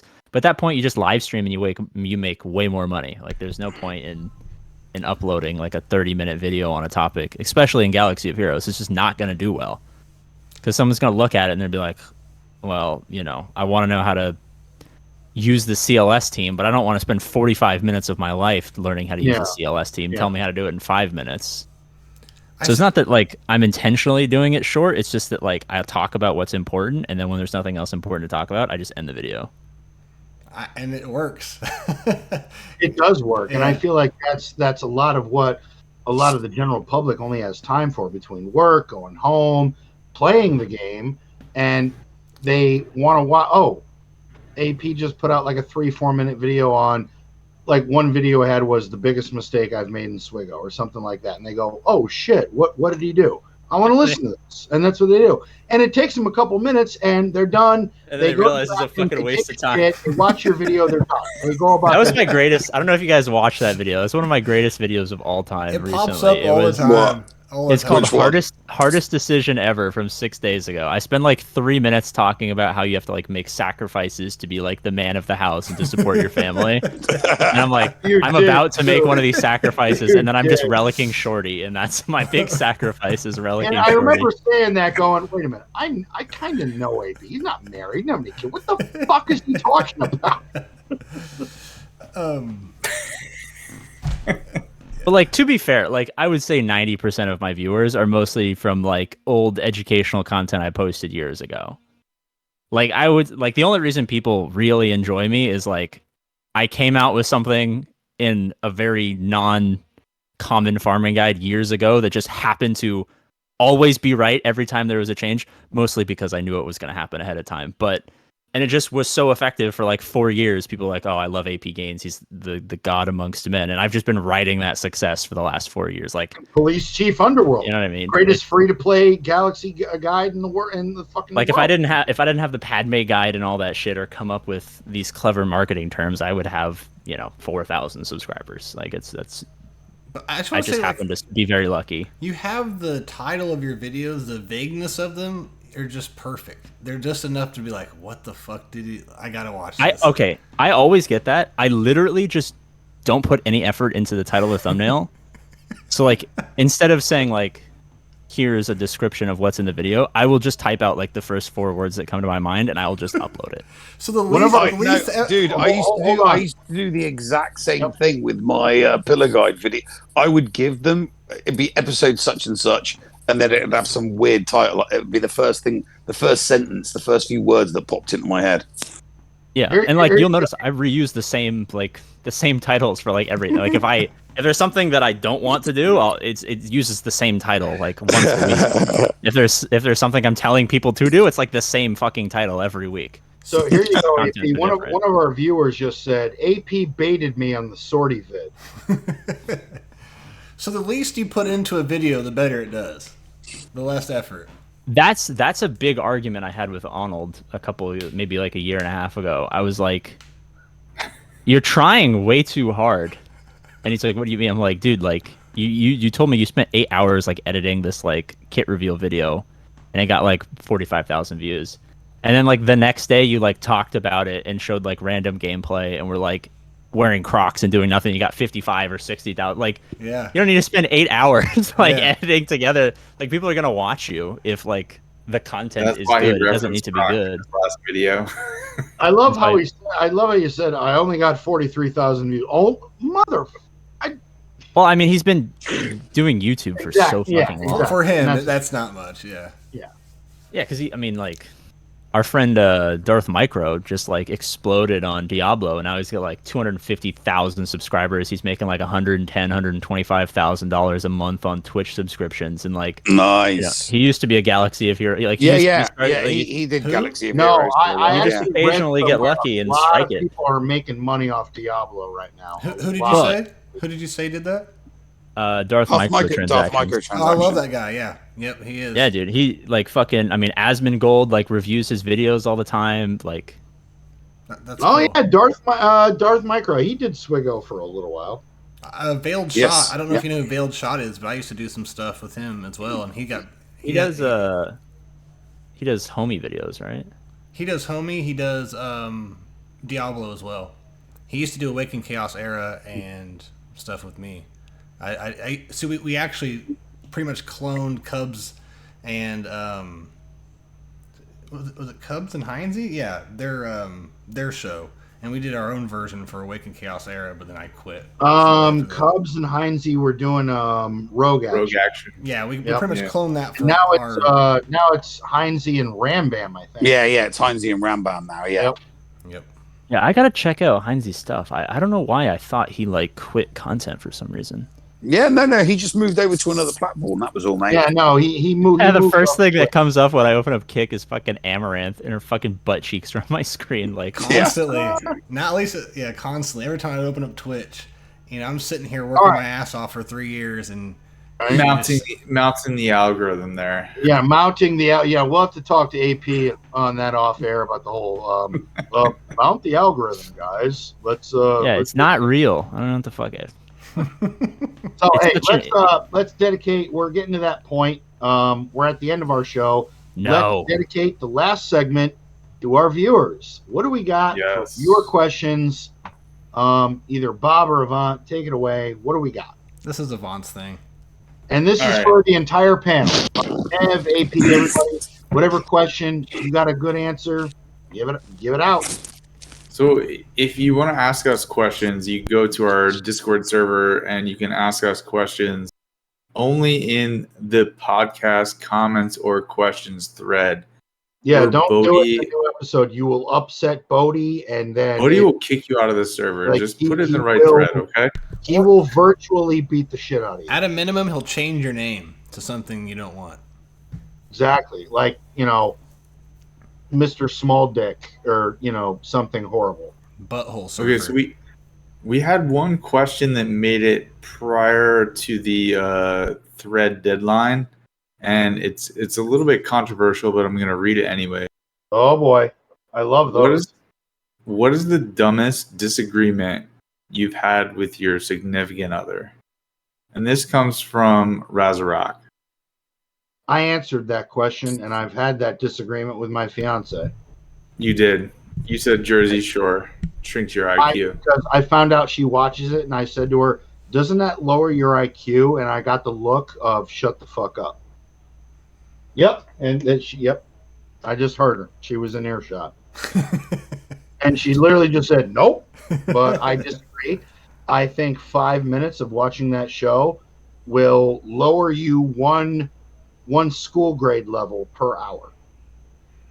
God, if you only watch the stuff that we watch. Yeah, can't do it. Probably the dumbest disagreement I've had with my significant other is I'm very much a planner, and my wife is like the person who's going to knock down walls before we're ready to knock down walls. So I'm like calculating everything, and she's just like knocking stuff down. I'm like, what the hell? Wait, no, you can't do that yet. We didn't. I don't know what's going to happen if you do that. So I can't wait for AP Gaines to answer this, because I have a feeling we're not allowed to do home improvement projects together because I'm gonna have a fucking meltdown because things are not done to my specifications. AP's already smiling. I can see it. He's already got a good one. You guys are making an atrocious mistake. You guys are on the fucking internet, dude. Why would you ever badmouth the women that you plan on spending the rest of your life? I am not bad mouthing anyone. Like the biggest disagreement. Like, watch this. This is how. From Jersey Shore is a fact. Watch. You ready? This is the correct answer. I think any disagreement we have is really stupid because my significant other is quite literally the smartest person to ever live. And why would I ever disagree with her? Like, I'm an idiot. Okay, so the follow-up comment in the thread is, damn, that's a bell that can't be unrung. Who's the chain? What's your chain code and who sent you? Right. Yeah, I don't really. All the ones we have, I think, are stupid. So I don't really remember anything in particular. Okay, next fan question comes from CS Wins. All right, at what point should you focus on filling out assault battle teams?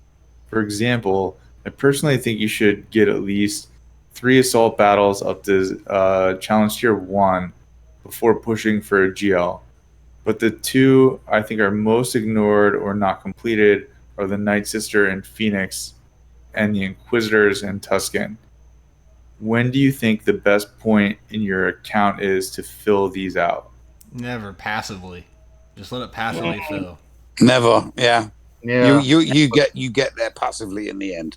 Yeah. And it's only 2. It's only 2. And There are plenty of others that you can get those, tier 1, tier 2, and tier 3s. There's plenty of others. Because They're easy to get. Rebels, Sith, and Empire are the easy ones, right? Yeah. Yeah. not very many people have the Night Sister one done. I mean, Marin beats that mission, but I don't have her up to snuff yet, so I can't. I'm not even fucking. Okay, and CS Win's follow-up question is, let's say you're making a PB&J. Are you putting peanut butter and jam on both slices? First of all, you put jelly, not jam. Jam's way too thick for a PB&J. Okay, so what's the difference between jam and jelly? Jam is way thicker than jelly. It is. Preserves are like jam is usually in a jar. Jelly is usually in one of those squeezy bottles. Yeah, jam is very yeah. You Don't even get me started on preserves. All right. You can't jelly a dick down someone's throat. A preserve rant. You can't preserve your. We take our jams and our preserves very seriously in England. On both slices, but I'm putting jam or jelly or whatever you prefer on one of the slices. But I'm putting neither on neither because the sandwich doesn't exist. I'm not a 5-year-old child. I'm not going to make myself a peanut Such a butter. bad argument. It's like, oh, I'm not a child anymore. I can't enjoy my life. I don't like. If I see a fucking trampoline, I jump on it now. Yep. I'm like, oh, I'm too old. I PB&J. If I want to eat like a college student and have a PB&J and a ramen noodle, I'm gonna fucking have one. Things get tired quickly, AP. I put up bounce houses and take them down every single day. I don't feel the need to bounce. All right, maybe that was a poorly timed argument on my behalf. I was unaware of your business dealings. I said trampoline. You peanut butter both pieces of bread so that the jam or jelly does not make the bread soggy. Exactly. And that's the answer. Yep, that's why. Okay. Why don't you just eat it faster? Can we go over this again? Well, because maybe you're gonna pack your lunch and not eat it right away. Maybe I'm going to make myself a cheese and ham sandwich after this is over because I want a sandwich now, but I'm not making peanut butter and jam. It'll be a cheese and ham sandwich. The next question is from Bodie. So every GL has a requirement, a nominee for the Hall of Shame, a character with little to no redeeming factors, like Krennic for C. Who are you nominating to the Hall of Shame that you think will be a requirement for GL Leia? Lobot. Hands down, it's going to be Lobot.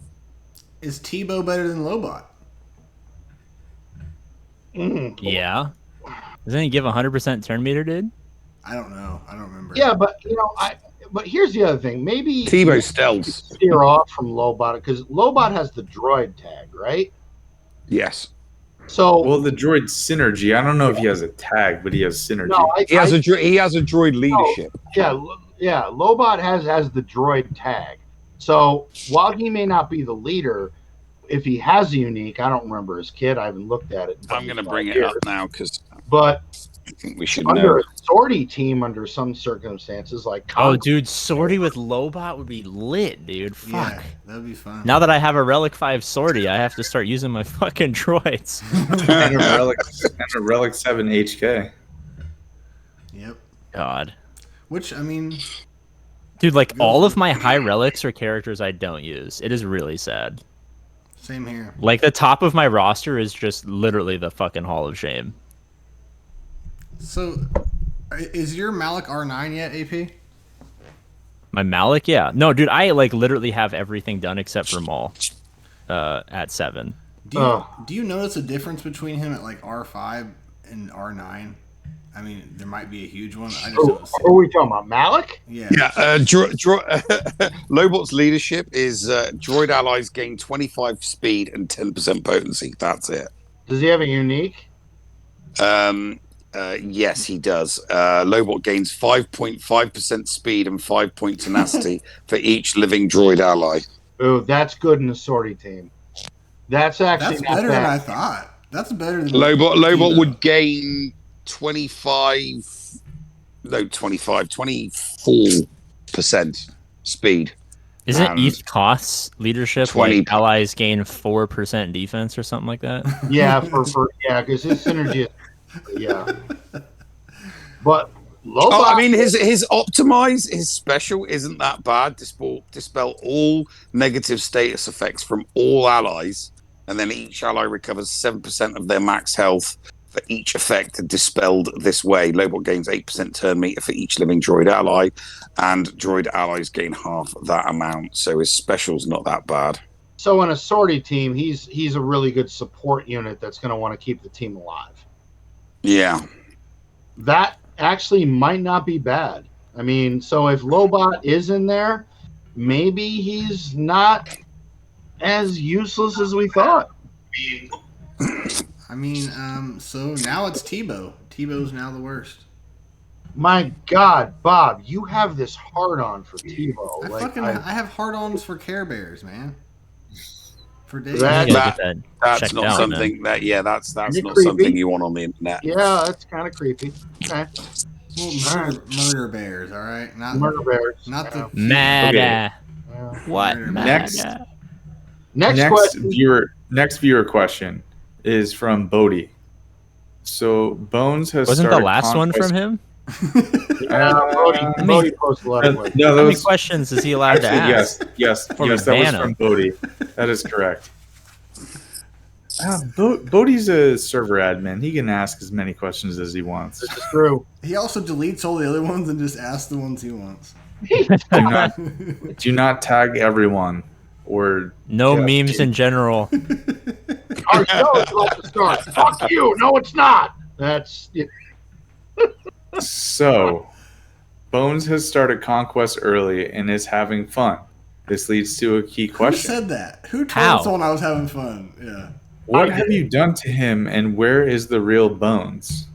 what I did to him was we did a live stream, and he went on Conquest and he started doing missions, and I was helping him pick out appropriate data discs. And after getting 2 or 3, and he got really good drops, he went, "Holy shit! I'm actually beating stuff. This is fun." And here we are. And I now never we're in said this fun. I've never said that. No, you said fun. I don't want anyone knowing Okay, I'm then- having fun in the game. I want them to You know had- I'm going to rapid fire these questions. You said you had fun. Next question is from Razorok. Bones, Yes. who should come to the game first?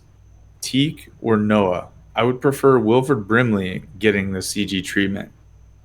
And see, I think that would have been so much better. So, Noah and T. Oh, shit. That was my light.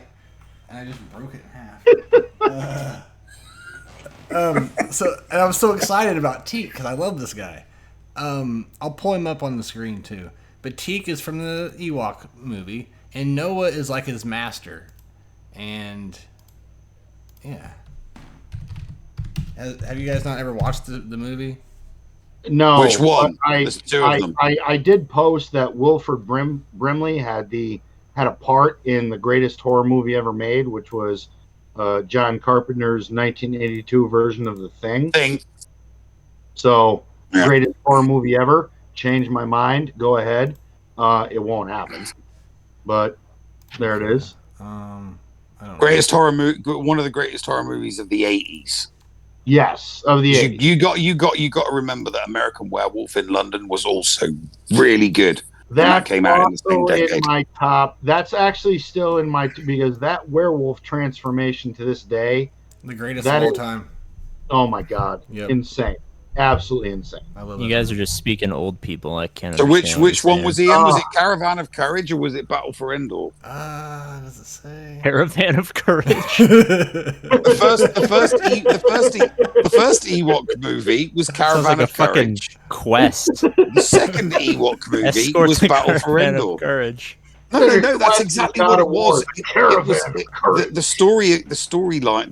The plot was exactly that. That's exactly what the plot was. It was a mission. You know, the kids had to go off and get something. So I think it was the second one, Nev. I don't remember what the second one was called. Oh, Battle for Endor. It was whenever like they had the weird, creepy like 80s metal witch that was the bad guy. Remember? It kind of reminded me of like He-Man, something from like He-Man or something. It was He-Man. Is He-Man the one with the skeleton that like runs down the cave in the meme that everyone posts? Yes, that's Skeletor, Skeletor, not skeleton, Skeletor. Yeah, it's actually. I love that. I lived on that TV show in the 80s. I got all the He-Man characters. So showing my age. So that was Noah was just a Teek's homie, but Teek is looks like a what the hell is that? It's like a crackhead Ewok, but he runs really fast like the Flash. That's what he does. Oh yeah, he does, doesn't he? Yeah. So I mean, that would have been more entertaining than the fucking princess. Yeah, but what speed would his speed in the game would have had to have been like 1,000 or something. But it's stupid. I mean, they could have an animation, right, where he runs all over this, all over the place or something, and gives a bunch of debuffs or something. But yeah, I think I've been campaigning for him like Paul did with Hondo. I've been doing this for years. But why? Look at him. Look how cuddly he looks. Yeah. No, not really. All right, next question. This one's from Bodie. It's not from Bodie. So, next question is from Bro Council. This is the final Leviathan requirement I need to meet before the event, with an option to spend 1,200 more crystals for another 10 blueprints. How likely is it that I'll be able to get this ship unlocked for the initial event? I'll still be 48 prints short after. Do you think they run the event in the middle of the conquest run, or wait till the end of the conquest ends? No, they're gonna run it before the next conquest ends. The event's on the 17th, right? Yeah, so the event actually is gonna run on like Wednesday, when conquest will end. Dude, it's like the one fucking day I'm gonna be busy. Like, oh my god, dude, I'm working like 25 hours that day. How are I'm you so mad. Are you gonna be able to do that at all? Because it's only one day, correct? Yeah, that's the joke. I'm working 25 hours. There's only 24. I forgot. I knew it was a joke. That's why I asked. Are you gonna be able to fit that in? Okay, thank you. But no, dude, like, I was so mad. I was like, oh, I'm gonna fucking stream it. Last time, because I streamed the Profundity event, and I had like... You did. I had like Arnold numbers of viewers. I had like 2,000 viewers on that stream. It was like the greatest moment of my life. And I was like, I'm gonna have more this time. And then they announce it. It's like, they always post the Heroes of Middle-earth updates on Mondays, which I'm busy, which doesn't work. And then, of course, Leviathan drops on the one day that week. I'm going to be, like, swamped. Well, it's funny you said that about Profundity stream, because my greatest stream, number-wise, was the Profundity event as well. I had my one and only hype train. Yeah. How many viewers do you usually get? On my streams, I get about 10 to 15, but I get a lot of people raid me. Heinzie raids me. Mobile Gamer has raided me. So at times, if I'm on at the right time, do you do YouTube videos? I don't have the time. I used to, on and off. I would just do my streams and slap them up on YouTube. But I just haven't had the time lately. But yeah, I have like 500 and some subscribers on YouTube. I have 500 It's like some on Twitch. your stream's only gonna grow if you upload YouTube videos. Well, I started out in YouTube, and I was doing both. And then after a while, I made more money in Twitch. And You stream on Twitch? Yeah, and I'm less... Don't fall down. It's a trap, dude. Why is that? They bait you in with like slightly more money, and then you just will never grow. And you're gonna be stuck there forever. And then you're gonna quit. It's a trap. Do not stream on Twitch. It's a trap. I mean, pretty much my mentality going into content creation from day one was do YouTube and Twitch at the same time. I just gotta have more time to be able to do that, I guess. I mean, do you multi-stream? I don't know how to do that. I've never done that before. What do you use, OBS or OBS Studio? There's a service that you can use that you can put the code in your OBS, but it goes through that browser, so that it then streams you on multiple platforms. All right. Well, after this, you guys will have to show me because I would like to do this. Also, like Facebook. Only a couple more questions from the viewers here. So, what do we got for the questions? Dark Nar says it's conquest time. When should you focus on easy, normal, and hard? And what teams should you focus on to complete each skill level? Also, gear, tier, and relic levels needed for those teams. CLS. Yeah. I don't remember the rest of the question, but the answer is CLS. So there's a couple of teams that are really good for conquest. CLS is one. Padme is another one. There's no zealous ambition in this set, but Padme with zealous ambition was very, very good because support and healer characters do tons and tons of damage. Yep. As for like gear tier or relic levels, I mean, you need to have some relics. You could have like maybe character at gear 12, but having the full squad at relics is gonna really help get you through some tough nodes. But yeah, like I mean, I agree with that. If you have like some Revens, you have a CLS, you have a few teams like that, you should be able to get at least the first crate in hard. So, which will be very, very much better than normal conquest mode. So yeah, never do normal if you can help. No. If you have a chance to get the first box in hard, always go for the hard mode in conquest. Always. Yep. Next question is from Three Brothers. Question for conquest: anybody come up with a good Phoenix feat sector and node to get the feat? Which feat? There's a couple. There's in sector It's probably 5. the one with Rex and the 4 Phoenix characters. In sector 5, you have to. I can't remember if it's kills or wins, but you have to do it with the Phoenix squad. But one of the global feats is do it with. There's a specific 5 you need. Honestly, I'm hammering away the first treasure node in sector 1 to get the amount of battles I need done. As for sector 5, it's a little harder. I would definitely recommend you have really good good mods on your Phoenix if you're trying to knock that one out. But it's take them all to Relic 7. Yeah, it's not easy. Everybody in the chat. Yeah, go ahead. In the chat, Big Deal is saying it's bugged. You just need to take one Phoenix member and then they can die and you can get all 5 kills. Oh no, shit. I did not know that, but I'm sure that will be fixed. Hold on. It says you can get them by killing Phoenix. So going up against Phoenix counts? I don't know. I think what they're saying is if you have one Phoenix character in your team, whatever kills your team is getting counts as Phoenix team. I understand that, but someone in the chat goes, you can get them by killing Phoenix. Oh. And he said correct, Bones. So that's the case as well. Ooh. So that's good to know. I didn't know that. Oh, I didn't know that's that. probably going to count for this round and not the next round. Well, so then after this podcast, when I lay in bed, I'm going to hammer out because there's I got 2 nodes in Sector 5 that have Phoenix, so I'm going to go beat the shit out of them. Yeah, I need to do that. Okay, too. so it looks like you have to put 1 Phoenix member in your squad. So Sabine into a Mando squad. Yeah, absolutely. And then go find a Phoenix node, I guess. Or Or not if you just don't have a a Phoenix Mando node, squad, any node, but with character in a Sabine GL in your squad. Yeah. All right, so that's a bug. But that's all the viewer questions. So All right, fellas. All right, so let's go around the room real quick. Last words. What is everybody working on in their roster right now? What is everybody focusing on? Nev, we'll start with you. I am focusing on getting my Cal Casters to Relic 5 at the moment, and getting the ultimate for Slacker. What are you gonna do after that, Nev?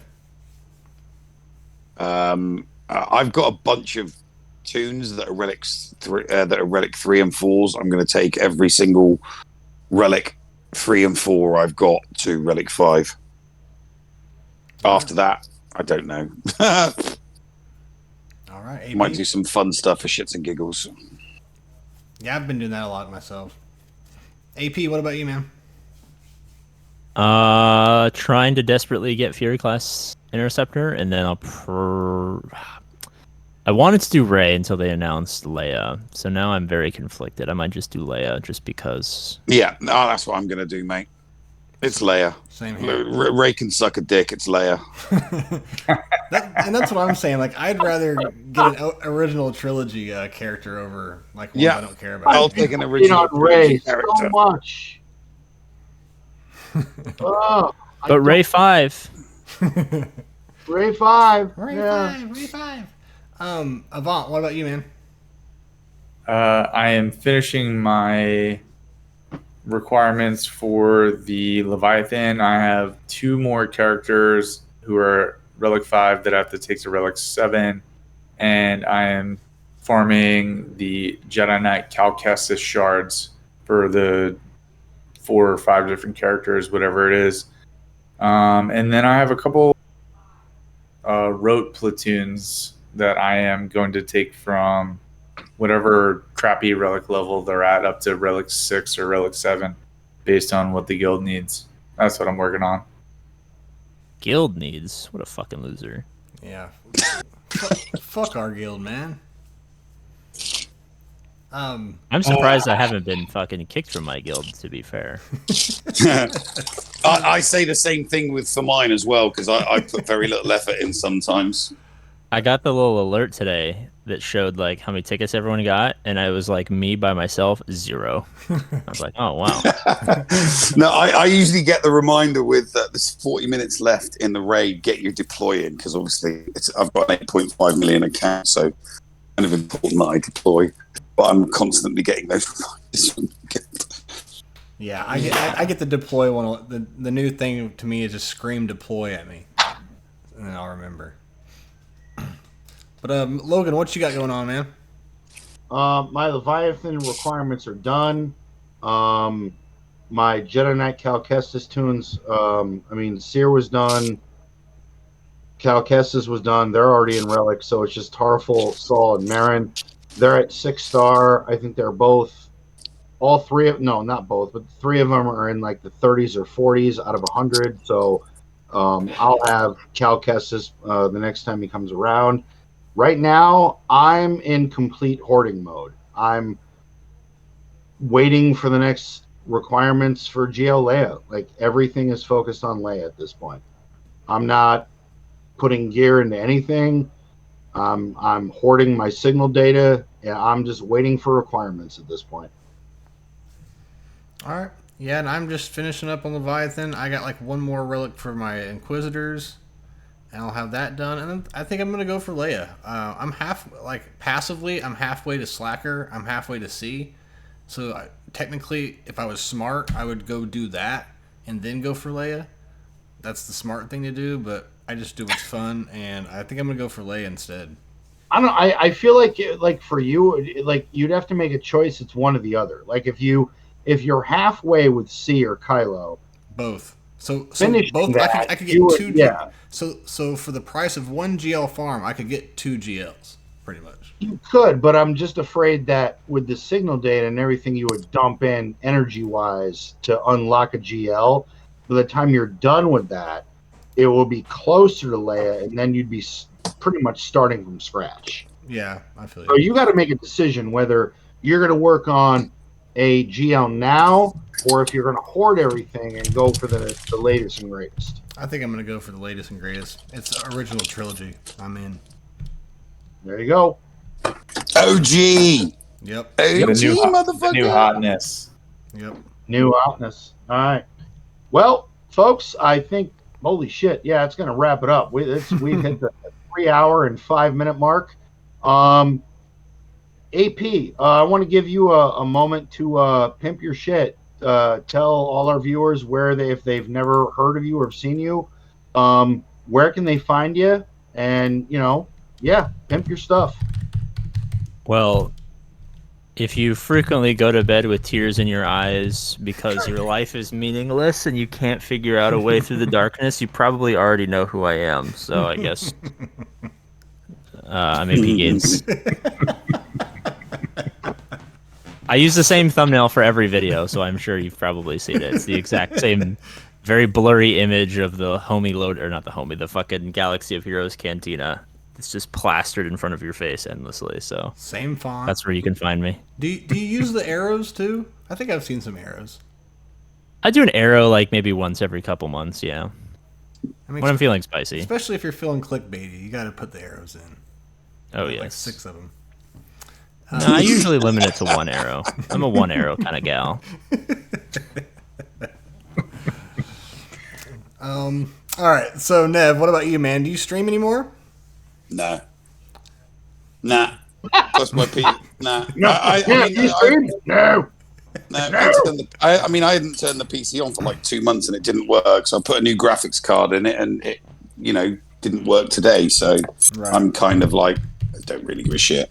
Right. I mean, don't get me wrong. I'm not saying I will not stream again. I just need to find something that I'm passionate enough about in order to stream for it. But every now and then I do help out some social media friends to do podcasts. I do a little producing on the side every now and then. So you don't actually see me or hear me. I'm the Jamie. I'm the Jamie. Yeah. Well, you're always welcome on here, man. If you ever want to jump on with us or anything, if you're bored, you're always welcome. No worries. I don't know. It'd be another 2 months before I fix the computer, probably. All good, brother. All good. No worries. All right, guys. What do you think? Caller and Let's raid someone. All Let's right. raid someone. So yeah, we Is always. there even anyone who's streaming right now? So I don't know. I saw Thisk or Dark Elder. Pretty much. It's up to you guys. No, it's you guys go ahead. I got to work in the morning. No, we're just Yeah. raiding them. We're not hanging out with them. We take our people. Oh, we're just raiding? Raid Okay. is you take your people and you give it to someone Yeah, else. just it shows you how much I know how that shit It's works. the nice thing to Raid- do. Raid Fist. Communism of streaming. The Disc. communism. Yeah. Yes, communism streaming. Yeah, streaming. Yeah, I like that. Yeah. Let me see. Or streaming. Either or. All right, the raid has been created. All right, AP, thank you, my friend, for coming by. Always good to see you. Nev, love you, brother. Thank you for coming by much, as well. man. Great work. Nev, you are welcome on this show anytime you want. AP, you're not. Oh, I know. Nevism. I know. If I get pissed off about the game, I'll come on your show and tell you how shit everything is. That's There you what go. you do in the cantina, man. We get drunk and we bitch about A little stuff. bit. All right. So from myself, Old Man Logan, Bones, Avant, APGAINS, and the Nev, good night. Good luck on the holotables, and we will see you next week for more maybe exciting news. We don't know. Whatever the fuck CG throws at us. Probably. Peace. Peace.